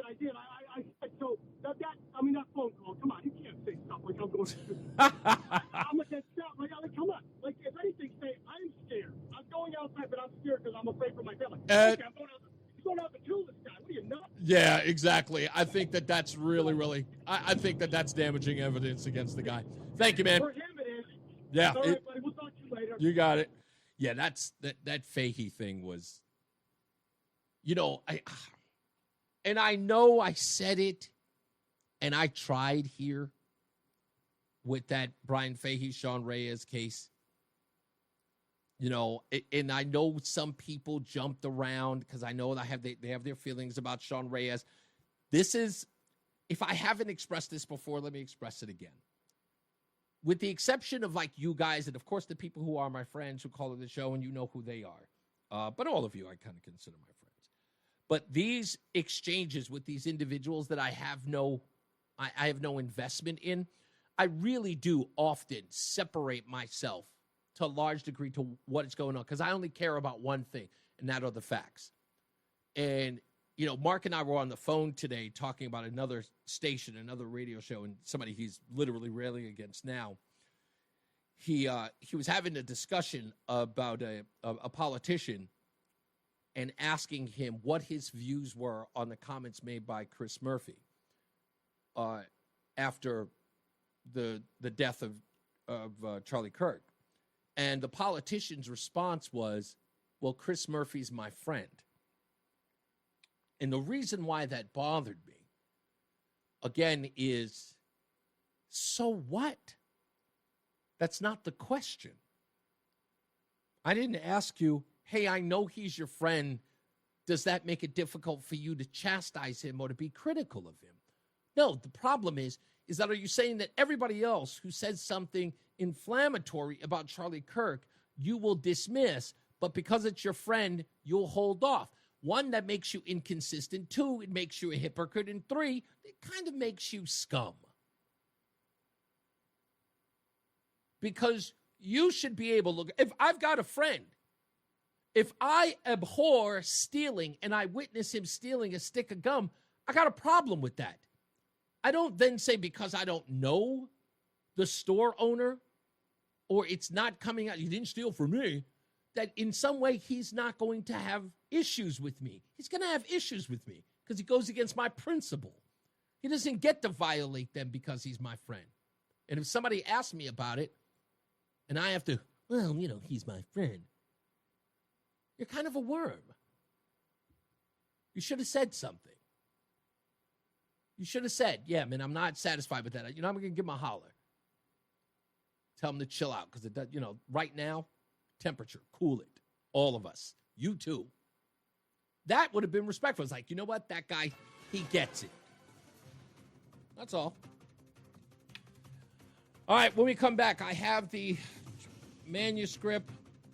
We've got more articles to get to, so stand by for that. And also, we've got our giveaway to go see Greg Gutfeld at the Premier Theater in Foxwoods. Let's get to traffic and weather. Mark Christopher, he's at the BPS Traffic Center. Hey, man. Reese on the radio is on WTIC News Talk 1080. Got Hollywood news coming up. We'll read a little more of this transcript of the text messages between Tyler Robinson and his roommate, girlfriend, boyfriend, whatever that case may have been. I see people still talking about folks on the left and their reactions to this. I've also got another article that I need to get into before we get up out of here. It is a poll that says capitalism is out, socialism is in. This is regarding the rise of AOC and Zoran Mamdani. We'll get to that as well. Also, do not forget, coming up real soon, we are going to be taking our winner today to see Gutfeld Live 25, featuring Greg Gutfeld of Fox News with his special guest, Tom Shalhoub, which is will be Sunday at the 21st at 6 p.m. at the Premier Theater at Foxwoods. Don't forget to go to www.foxwoods.com. I have no idea why I'm reading www, just foxwoods.com in order to do that. So stand by for it. Do I have a time to? I guess I do. Let me play this because I just saw this in the conversation between Josh Hawley and FBI Director Kash Patel. This happened, and I think it's worth noting. It's done in this investigation. Is the FBI investigating the Kirk assassination as part of this broader pattern of anti-religious, anti-Christian violence? We are investigating Charlie's assassination fully and completely and running out every lead related to any allegation of broader violence, and we're producing results on that we'll disclose when appropriate. Good. I'm glad to hear that. Let me just ask you a few questions about that, if I could. Sure. Reports have suggested that the FBI is investigating a broader network of groups that may have had some knowledge of the shooter's plans.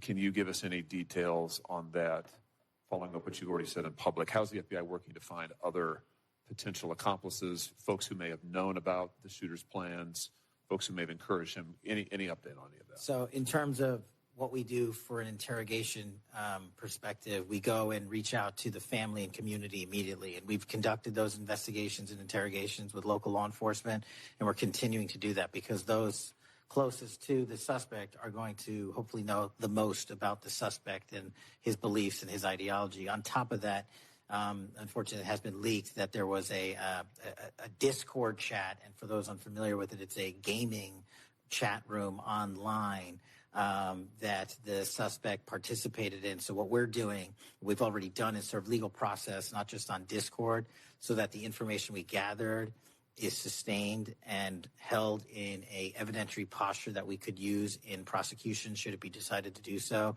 And we're also going to be investigating anyone and everyone involved in that Discord chat. Okay, very good. I see the public reports that the Discord thread had as many as 20 additional users. It sounds like you're trying to run down all of that to see if that's accurate, who else may have been on that thread, what they may have known. Is that fair to say? It's a lot more than that. We're running. So according to Kash Patel, they are running down 20 plus leads in the Discord chat as it relates to Tyler Robinson. Just figured I'd play that. Let's get another check of weather and traffic. Bob Larson and Mark Christopher in the BPS Traffic Center. Hey, Mark. The NAACP calls him, whoa, I don't think I'm allowed to read this. It's Reese on the radio. Let's just say some people are not fans. On NewsTalk 1080 WTIC. I cannot believe that I am getting to report this, and it took a year. John Beckman, if you're in the chat room, I cannot believe that it has been over a year since I have been able to report this, because it's been a while since I've done this segment, and I'm just going to play the applause button and bring you back, folks, to another episode of Willis and Wade. Yes, the saga continues. Is it saga or saga? Whatever it is. Do you guys remember that? Fannie Willis, Nathan Wade? I was obsessed with that. It was like my Young and Restless. John Silva. It was it was the soap opera for the ages. All I ever talked about was this episode between these two. I got to play it again. It's been so long. As the courtroom turns, it's Willis and Wade. I love bringing that up. Yeah. Oh, gosh. So earlier today, Donald Trump actually was asked to respond to this, but it looks like it's over for Fannie Willis. Fannie Willis will no longer be allowed to prosecute Donald Trump in the election interference case that got him the infamous mugshot. Says that DA Fannie Willis loses her bid to appeal Trump's Georgia election interference case. Donald Trump responded by saying that she is a disaster. So the whole deal was that they had made a decision in the courtroom, and many of you watched it, was that Nathan Wade or Fannie Willis had to remove themselves from the case. He would not remove both of them. So Nathan Wade resigned. Fannie Willis stayed on. Well, sure enough, Donald Trump's attorneys and another defendant's attorneys, and I remember her name is Ashley Stewart. They went to a panel to make sure that they could get rid of Fani Willis altogether because of her, inappropriateness according to, the case and her relationship with Nathan Wade. And it looked like it was a fleecing operation of the Atlanta or DeKalb County taxpayers. Well, anyway, they ended up getting that. So Fani Willis was removed and she appealed. And that appeal is finally over. So she is off the case. It is over. Her office cannot prosecute the case, so now it has to go somewhere else.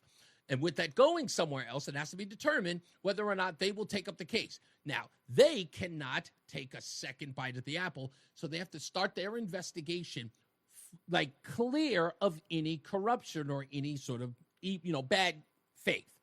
So they have to start these charges all over again. They got to investigate everybody. They've got to go through all of the evidence. They got to make sure that everything that they gather is clean because Fani Willis's office is tainted now with all of the corruption. But the question is whether or not another district attorney will take the case or they will dump it overall. Now, from what many people gather, because it is Georgia and the office that it's going to go to, that more than likely the case will be dropped. When that happens, who knows? But if a case were ever to be sought, it would be well after Donald Trump serves this term. Unless, of course, he runs in 2028.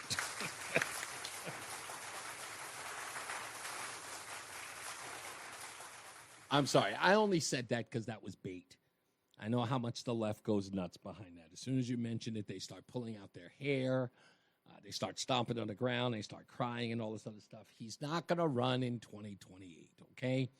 Relax. Your nightmare is going to be over soon. And it will begin again with J.D. Vance, which I'm rooting for. I'm putting all my ducks in a row right now with that guy. I like him. I really, really do. And I never go in that early. I was not a Herbert Walker Bush fan. No, I couldn't do it. Ugh. There was a part of me that was kind of happy Bill Clinton beat him. Kind of. Just kind of. So, but anyway. That's that. When we in a little bit, actually, at the top of the hour, we'll get to Hollywood news. We'll talk a little bit about Robert Redford and a little movie that I went to go see with him and a lot of big names that was really under the radar. And it had a weird cast. I'm going to talk about that. You guys might probably remember this movie. It came out in 1992 with Robert Redford. We'll talk about that in Hollywood news. Also, in a little bit, we'll talk about this new poll that says that capitalism is out and socialism is in with the Democrat Party. And this article is by Holly Otterbein, who wrote it, was it on the 15th? We'll talk about this article as well. And you know what? Get on the phone right now, 860-522-WTIC, 860-522-9842. I will give away a pair of tickets right now to go to Gutfeld Live 25 featuring Greg Gutfeld, of course, and Tom Shalhoub this Sunday at 6 p.m. at the Premier Theater at Foxwoods. So if you'd like to go on your own, you got to go to foxwoods.com. But if you call right now, 860-522-WTIC, 860-522-9842, Roland will go through the list and grab the first. I don't even know which one, but he'll randomly select. I don't think we do caller number 9. We don't do that here. So you call up, we'll get your phone, and then we will announce the winner there as well. Also, be certain to go to ReeseOnTheRadio.com so you can also check out Reese on the Radio. You can find my Substack there. My recent Substack is about the assassination of Charlie Kirk, and it is titled Those Who Trespass Against Us, the Assassination of Charlie Kirk. And I didn't pick that. I didn't do that. I have no idea who did that. Somebody did that. That was weird. And in essence, it talks about what Charlie Kirk would have done as a Christian. Could he respond to his own assassination? It doesn't go into the realm of like the, superhuman or, the Enlightenment place, but it just talks about, I think, the beginning the best way to frame the opening is what we were promised immediately after the 2024 election. And how we can't forget that. The Democrats told us that their biggest problem was that they never talked to the other side. Kamala Harris's team was afraid to go on Joe Rogan. Instead, they went on places like Call Me Daddy. Or, they stayed in safe spaces. And they wouldn't engage in conversation with the other side, or the manosphere, as they called it. And then wondered why they lost men. And that became a theme for a long time. And while they were refusing to have a conversation with the other side, it was clear that on our side we were, and the person who was doing it the most was Charlie Kirk. And we saw that because there were headlines about it. He was on Bill Maher's podcast. What's it called? Club Random. And then he went on Gavin Newsom's podcast and got Gavin Newsom to admit that it was unfair for biological boys to play in girls' sports. So he was out there doing the thing and making headlines for it, which really kind of, even though he was already a power broker in the new medium that was podcasting, he really cemented who he was.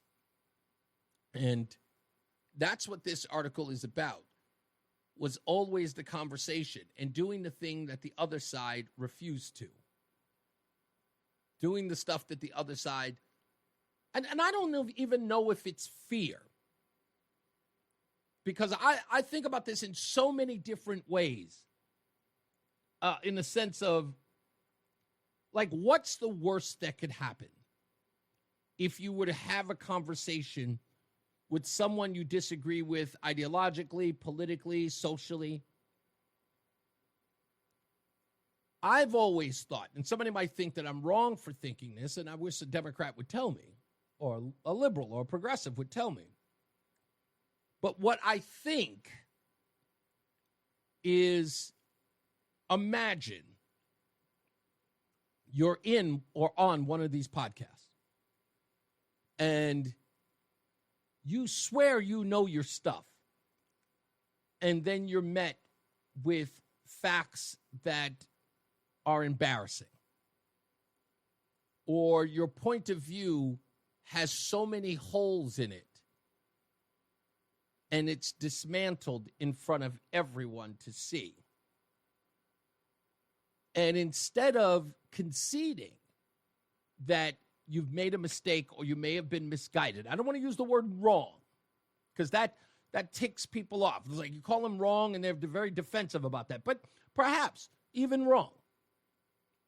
They have to sit with that, and the people that they represent also have to bear that owning, if you will, and I'm using their term. They have to bear that they were embarrassed. And their credibility is up for grabs, not just with people who disagreed with them outright, but also those who followed that individual or agreed with them. That's where the rubber meets the road. Because to them, it's about credibility, and just credibility, not about warranted credibility. It's just credibility. When they get people like Jasmine Crockett is a perfect example of credibility without substance. Like, what's Jasmine Crockett's selling? Like, what's her selling point? Well, she curses a lot. She does silly little dances. She whips her hair around. She does a lot of, ghettoisms. And her constituents like that. You go, girls, snap your finger type of stuff. The sister girl stuff, they get off on that. They think that's fantastic. But that's the substance. Is she smart? Is she intelligent? According to them, yes. They think that she's very smart. But I kind of feel like when you think that Jasmine Crockett is smart, I look at I look at who's calling her smart. I always, I consider the source. I just do. If you really want to understand how bad it is, go watch that video where Scott Jennings tells Debbie Dingell and the round table that the future of the Democrat Party is Jasmine Crockett. Again, a rock star, according to most. And Debbie Dingell is sitting at at that table. And Scott Jennings says on CNN, your rock star, the leader of the Democrat Party, is Jasmine Crockett. And Debbie Dingell turns around. She goes, no. She knows. She knows. That moment right there is exactly all you need. That even they, calling her the leader of the Democrat Party, that's a tell. No, she's not. No. She's great. She's an M80. She makes a loud boom. Some people get irritated by it. But after that, the thrill is gone. Well, that's the way it goes. It's unfortunate. But they should know better. I feel bad for them that they won't just tell that woman, knock it off. Back up. But this is what I know to be true. Liberals have a hard time telling black folks, much less black women, to stay in their place. Good luck with that. If black women knew the power that they had in liberal circles, if black women really knew, they could run right through the halls of Congress right now. Ariana Presley can walk through the halls of Congress right now and just tell every white woman inside the halls of Congress on the left side and say, I'm the new leader of this party because I said so. I dare one of y'all girls to say something. And I bet you every one of those women would be like, okay, all right, you're the leader. They'll see that bald-headed woman walk in there, and she tell her right there, hey, you better recognize my blackness. I'm the leader of this party right now. All of them will be like, okay. Yes, ma'am. Congratulations to Troy M. of Walcott.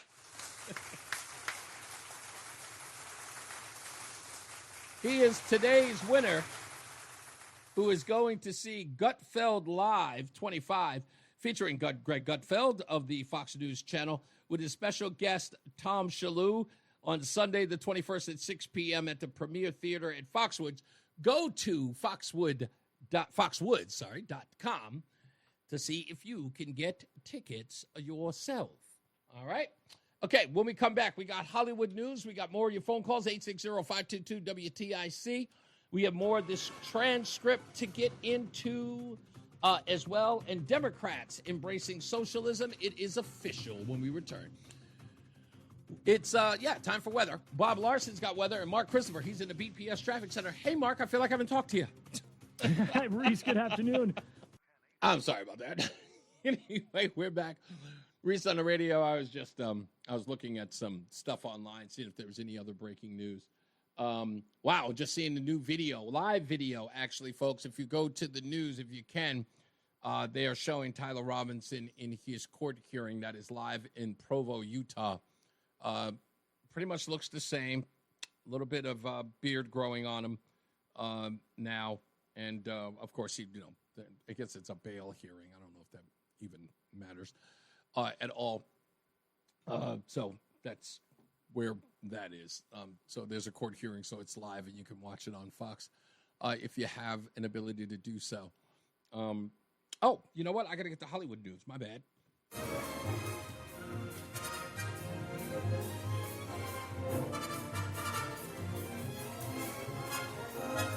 It's Hollywood News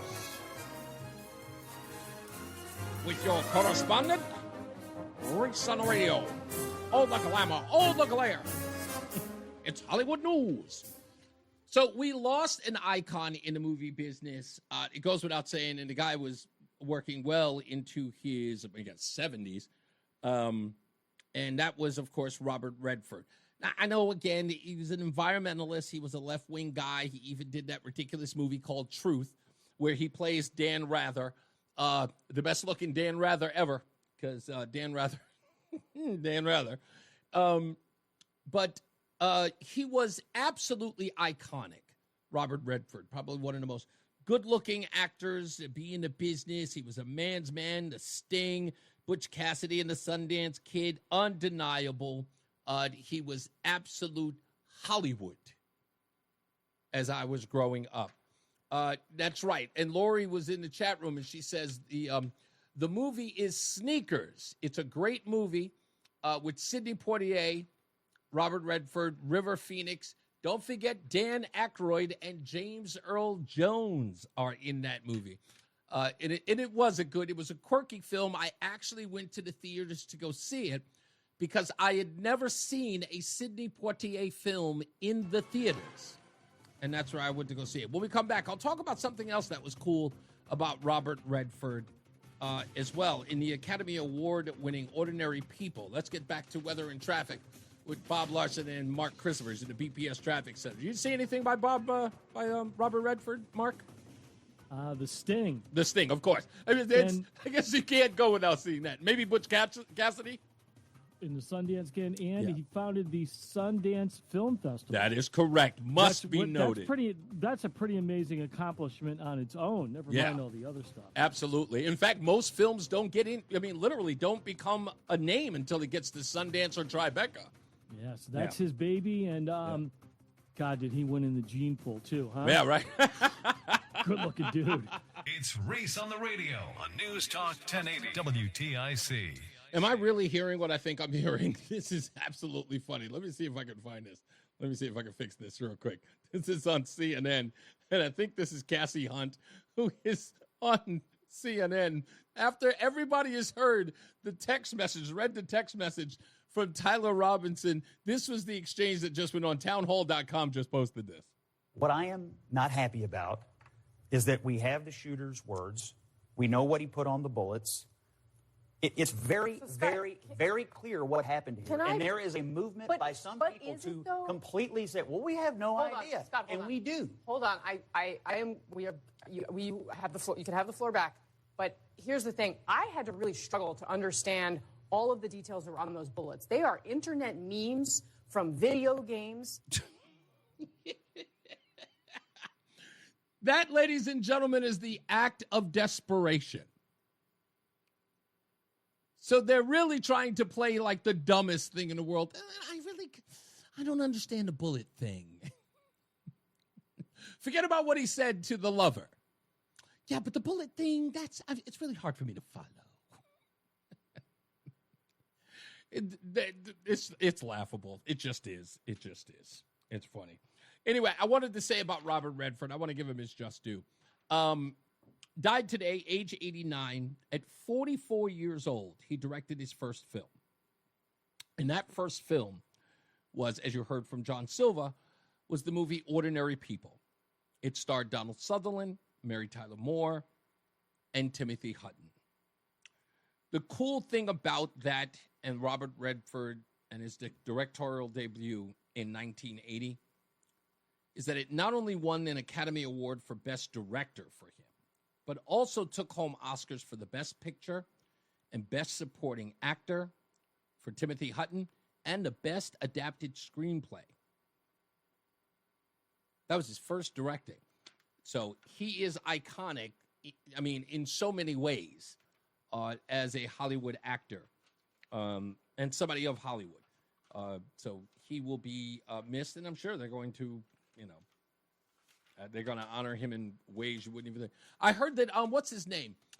Sean Astin is now the president of the Screen Actors Guild, which is cool. I kind of like him. I don't really know anything about his politics or anything, but that's cool. Two people have been presidents that I like. Maybe three. Fran Dresser, I think, was a president of the Screen Actors Guild as well. But the other person that I like was Melissa Gilbert. She was kind of quiet, but I was kind of a fan of hers when I was a kid. But that's neither here nor there. What was the other thing? Oh, I need to get in there before we get out of here to talk about Democrats talking about their no longer capitalist, but now glomming onto socialism. That is official, which, by the way, way ahead of the curve. Go to my Substack at ReeseOnTheRadio.com. Way ahead of the curve, I told you. Democrats have always been socialists. It's nothing new, but this article pretty much seals the deal. Let's get to the phones real quick. Mike is in Newington. How are you, sir? Hey, how you doing, brother? I'm all right, sir. What's up? I was really hoping I was holding online to get some Greg Gutfeld. Oh, I'm sorry, man. We already gave them away, man. I'm sorry. That's okay. No, that's all right. But while I got you on the phone, I'm a big movie buff. Okay. Robert Redford, but I'll just tell you that I'm going to go, and I don't know if I've seen it before, but I was just looking up his history, and he was in a Twilight Zone. That's right. Yeah. In 1962, he played supposedly the personification of death. Wow. So he's knocking on a woman's door as a wounded police officer, and the woman supposedly has gambled with death many times in her life, and she figures now she figures the personification of death is going to come and take her away. So she's at her last hope, like, should I let this guy in my door? I won't say it anymore to ruin it for you if you haven't seen it. Okay, I haven't. I have not seen it.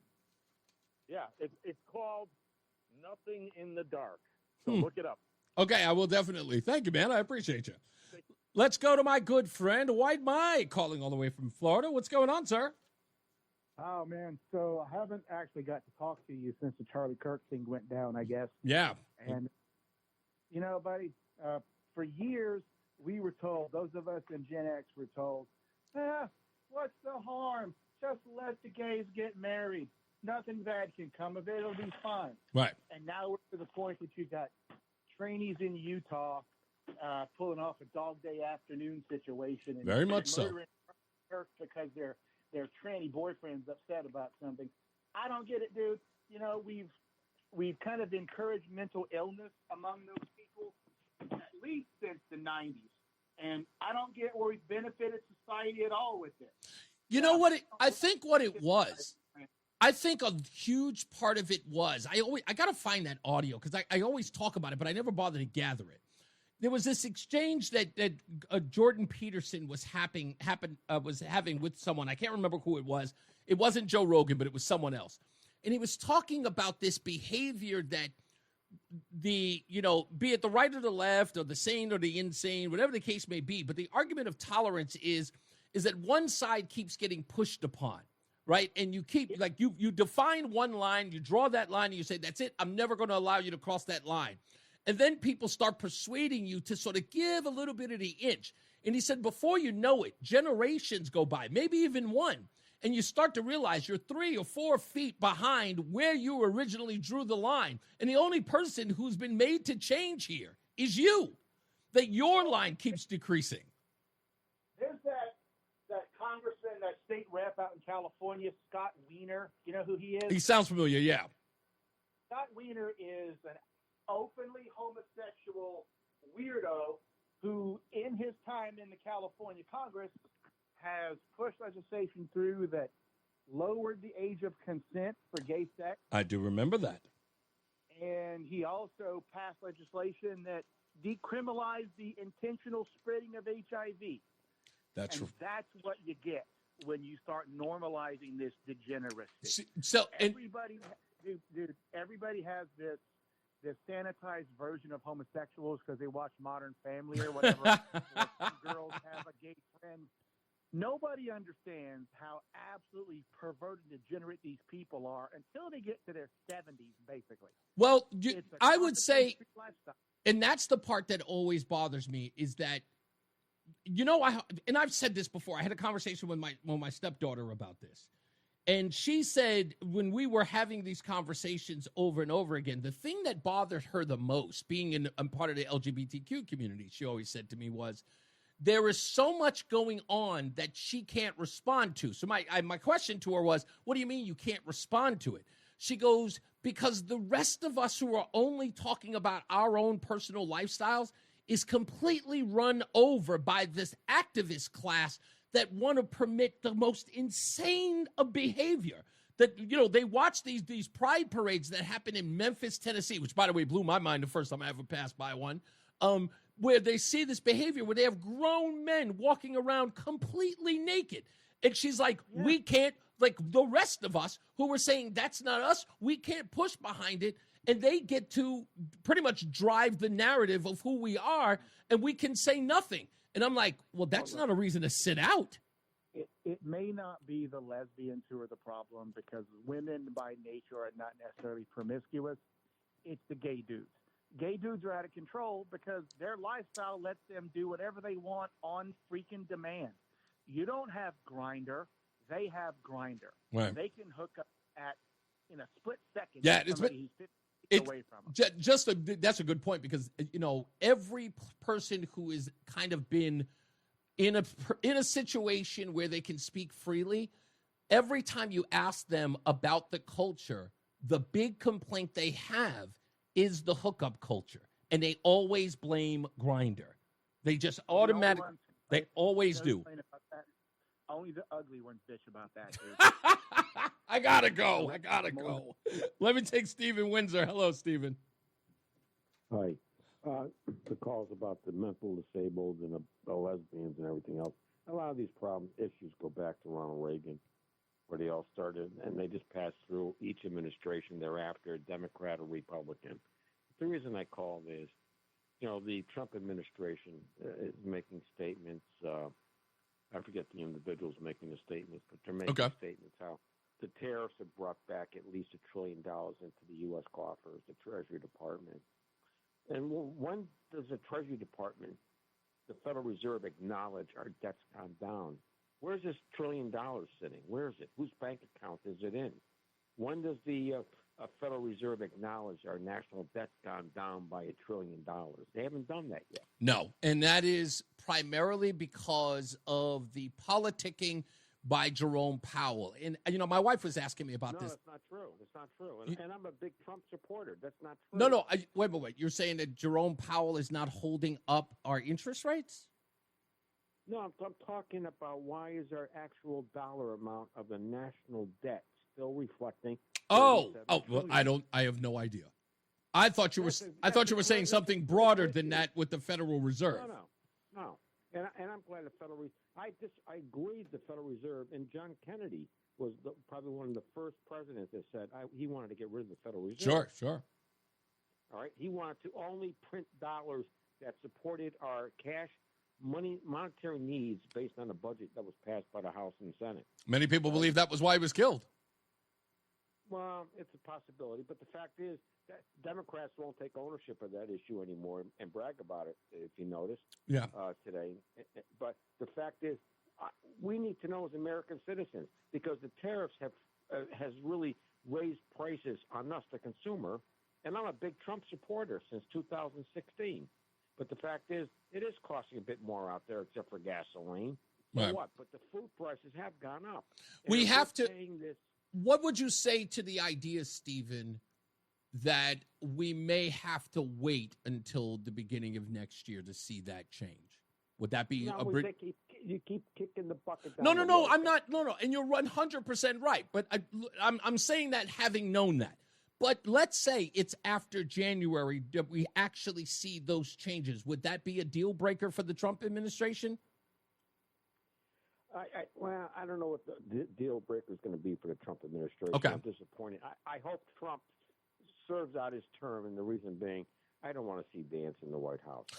Yes, I know you're not a fan. No, but the fact is, he's really the only reason he got selected, in my opinion, is because he does what he's told. Okay.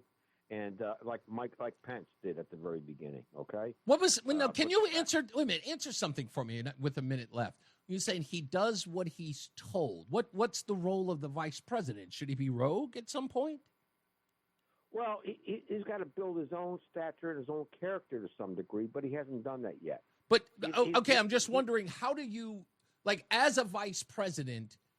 You said that he does what he's told, which only begs the question, what do you... No, I'm just saying, it begs the question that the vice president's role is to serve as an understudy of the president's policies. He makes them. He is in charge. So what do you mean that when you say that he's under his control or he's doing what he's told? I don't follow. But he still has to form himself as a individual. Yes, he gets that opportunity by the tasks that he is given by the President of the United States. And in pursuing those tasks and in completing them, therefore he forges his own future. But right now, we're faced with a situation, Trump, as much as I like the guy, I don't like how he does things, but I like some of the results more so than the other side. I would say like this, Stephen, I would go... Let me finish, please. Real quick. Epstein is going to come back and haunt them. Yeah, I've heard that. I've heard that 5 times so far. But I have something to offer as an alternative for his hand problems. I have the same problem with my hands and the bruises, okay? And it looks more severe than mine. You heard about that, right? Yeah, I just don't think it's important. But what's the No. I think what he should do, if he wants to really melt it down and get rid of it, he should start wearing a white glove like Michael Jackson. It's a start. Thank you, buddy. I appreciate you. Maybe not a white glove. In that case, you got to put sequins on it. Let's get another check of weather and traffic with Bob Larson and Mark Christopher in the PBS Traffic Center. A white glove? Who would have brought that back? The Odyssey app lets you jump back to the moments you missed from WTIC News Talk 1080. Download the free Odyssey app, search WTIC News Talk 1080, and tap earlier today to get started. We're back. Reese on the radio, News Talk 1080.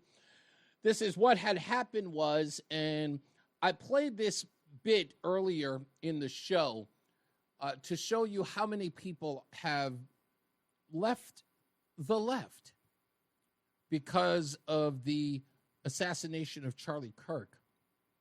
And Elizabeth Vargas, formerly of ABC's 2020 and now on News Nation, talked about two young men she spoke to after Charlie Kirk's assassination. So I was talking to two young men this weekend. One is a registered Democrat. The other is what he would call an independent or moderate Republican. Neither one of them agreed with very much of what Charlie Kirk said.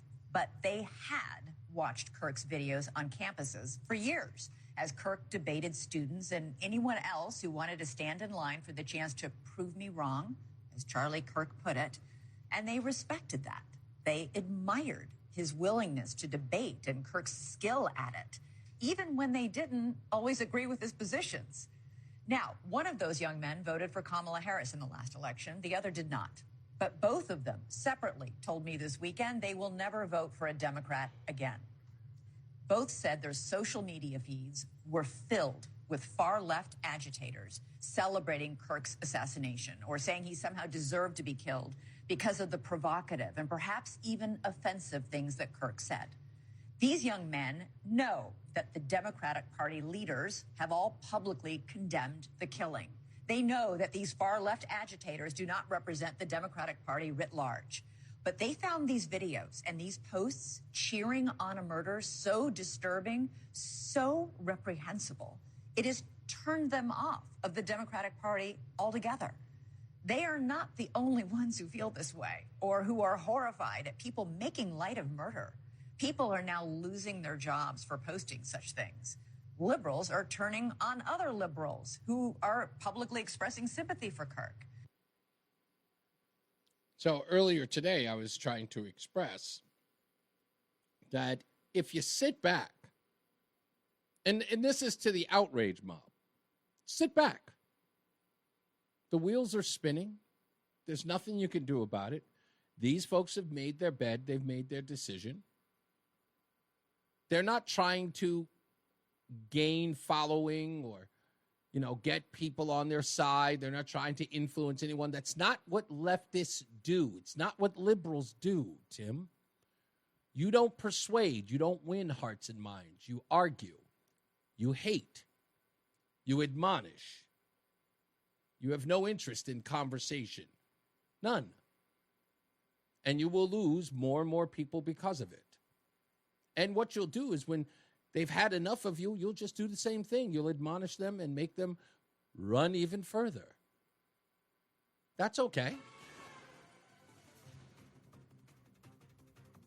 We'll be happy to have them. It's Reese on the radio. Frederick Douglass of the 21st century. It's WTIC News Talk 1080. All right, we're about to get up out of here. Another Tuesday in the books. We don't have any interviews planned this week. I might have an interview. In fact, you know what? I'm going to contact the Connecticut Sentinel today. There is an interview that I might want. But I'll reach out to them today and see if we can get it for tomorrow. Roland. I was thinking about something. I was going to do this Democrat and socialism thing, but you know what? I'll do it tomorrow. I'll do it as the opening monologue because now the phones are the phones have been here for a bit. So, but let me get to I think it's only appropriate. Tim, what's going on, sir? You're having a heart attack in the chat room. What's your problem today?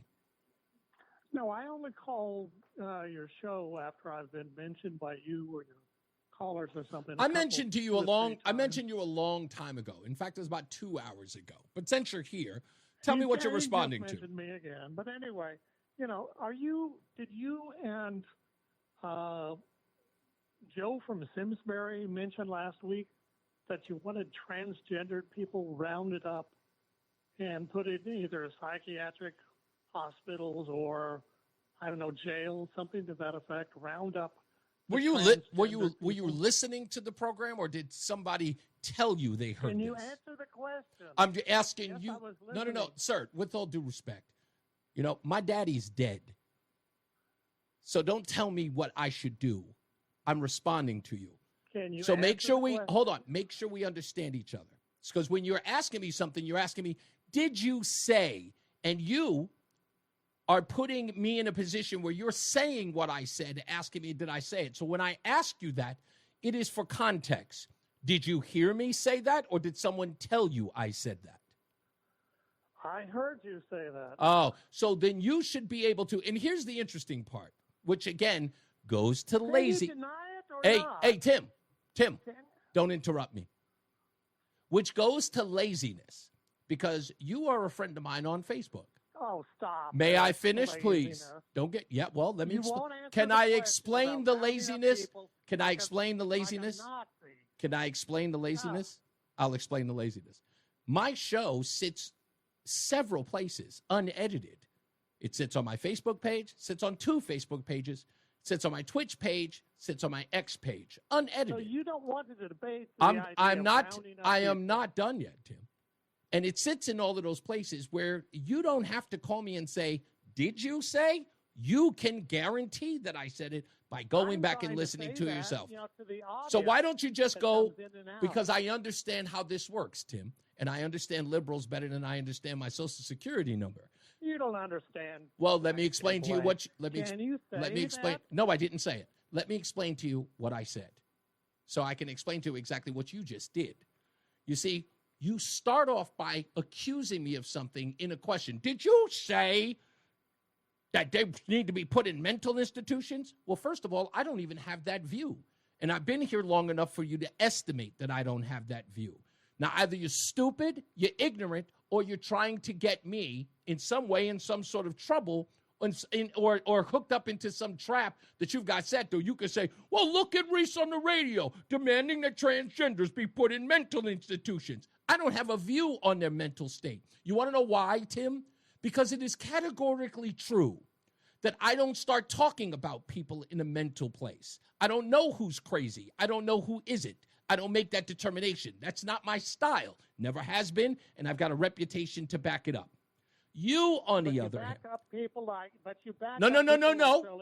See, this is what. Should be stoned to death. Okay, good. Let's get there. We're here. Let's go there. Okay, so Charlie Kirk said that gays should be what? Say it. Stoned to death. Did he say that? Yes. What's the exact quote, Tim? I just actually saw again. Tim, what is the exact quote? To death. He said, Charlie Kirk says Do your homework. I did. Charlie Kirk said that gays should be stoned to death. That's what he said, in his view? Yes. When did he say it? What school? And where can I find the video? Can you send me the text right now? It's on his Facebook page. I mean, it's not his Facebook. The page that he does for his show. Okay, it's fine. From his show. Okay, all right. No. All right, hold on. We'll have the opportunity tomorrow to either make that a fact or it isn't. But let me ask you this. So he said, let me finish. Of course I will play it. Of course I will play it. Tim, of course. You won't do it. Tim, of course I'll play it. Now, let me ask you a question. Why is he hanging up? No, get him back. I don't want him. No, get back on the phone. Do not run away from this conversation, because you know for a fact that I'll find the audio and find out that he didn't say it. So if you ran, chicken, here's the problem, and he knew the question was coming. That's why he ran as fast as he could. So what? And this is the part that no one can seem to understand. He is afraid to answer the obvious question. So what? Steve says you're an idiot that has to go. Say again? Steven that you just talked to, you just called back, said you're an idiot and you have to go. Oh, well, I'm sorry. Is Steven serious? Is he, like, are these people? That's what he said. Are these people serious? Like, why? Look, I got to do this just because. Okay, this is from Snopes. Thank you, Lori, who is, and again, I applaud her every day. She is the official fact check and research department of Reese on the Radio. From Snopes. Fact check. Charlie Kirk didn't say gay people should be stoned to death. Claim. Turning Point USA CEO and co-founder Charlie Kirk said gay people should be stoned to death. Rating. False. Context. Kirk was reacting to YouTube personality Miss Rachel quoting the Bible to explain why she supported Pride Month. Kirk referred to another verse from the Bible about stoning people to death to demonstrate that Miss Rachel was being selective in her quotations. On September 10th, of course, we know that he was killed. So again, he never said it, and Tim said, buddy, but please, this is the reason why you got to stop lying. You just got to stop lying. And you know that I'm not going to be able to play the clip because he never said it. Okay? Just take a break. Seriously, just take a break, a breather for a little while. And talking about what Charlie Kirk should have said or may have said or didn't say or whatever it was that he did say, you got to come back to the basics. So what? So what, he said it. Charlie Kirk could have been screaming the N-word for all I care. He could have said that I hated blacks. He could have said that I hated Puerto Ricans. I don't care. I don't. But there's a reason why you do. Because as I said in the beginning of the show, people's words affect you in a point that you are rageful. And I don't get why you won't recognize that. You make it about Charlie Kirk, but not about yourself. And that's where this needs to be. And I'm saying this to everybody now. This is not just a Tim thing. This is everybody. You have got to think about how you react to the things that you hear. When you start getting to the point where you got to call up the show to the producer and you go, tell Reese that he's an idiot. What's wrong with you? I'm Reese on the Radio.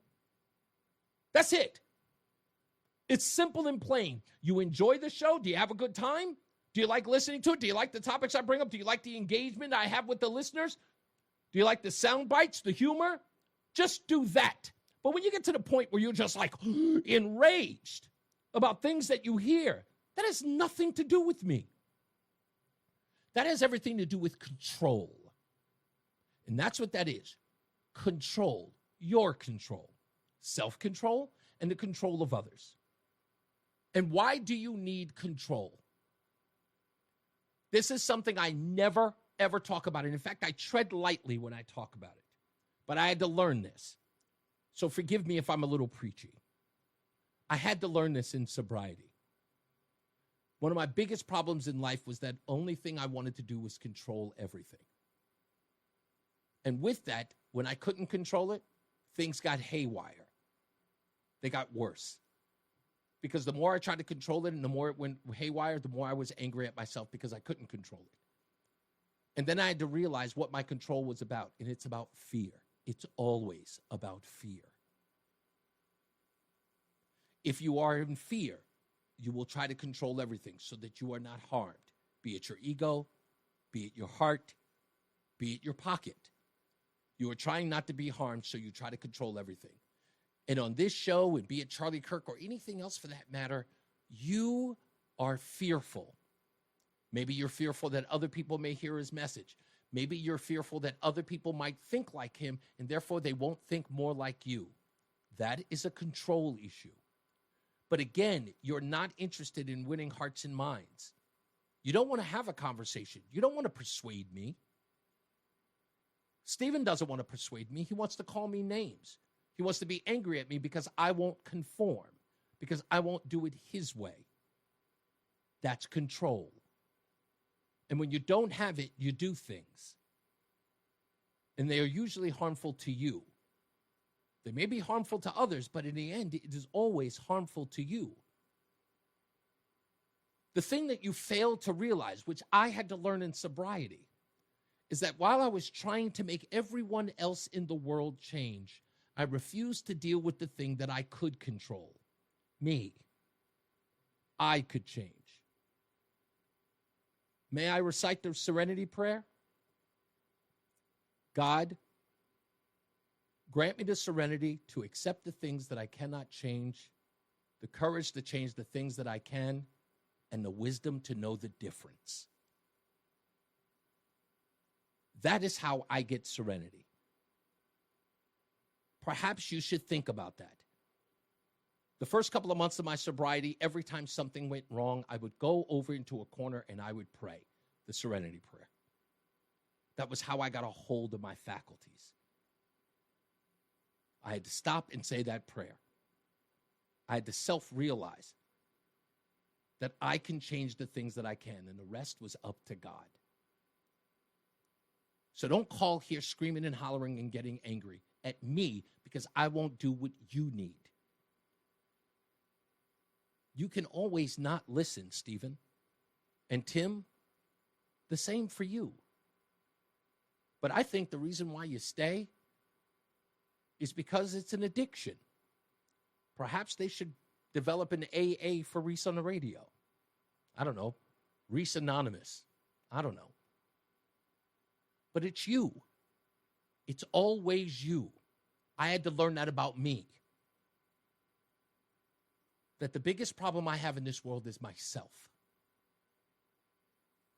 It ain't anybody else. Nobody else is responsible. You've got to get there. It may be difficult and you may be stubborn. But you know, in AA, you know what we say? When I really understood the program, when I understood where I was, you know what the first thing I said? I said, damn, they need to have an AA for every facet of life. Everybody needs an AA program, even if you're not an alcoholic. You need that just so you can. Everybody needs a 12-step program. It'll help you navigate through this life.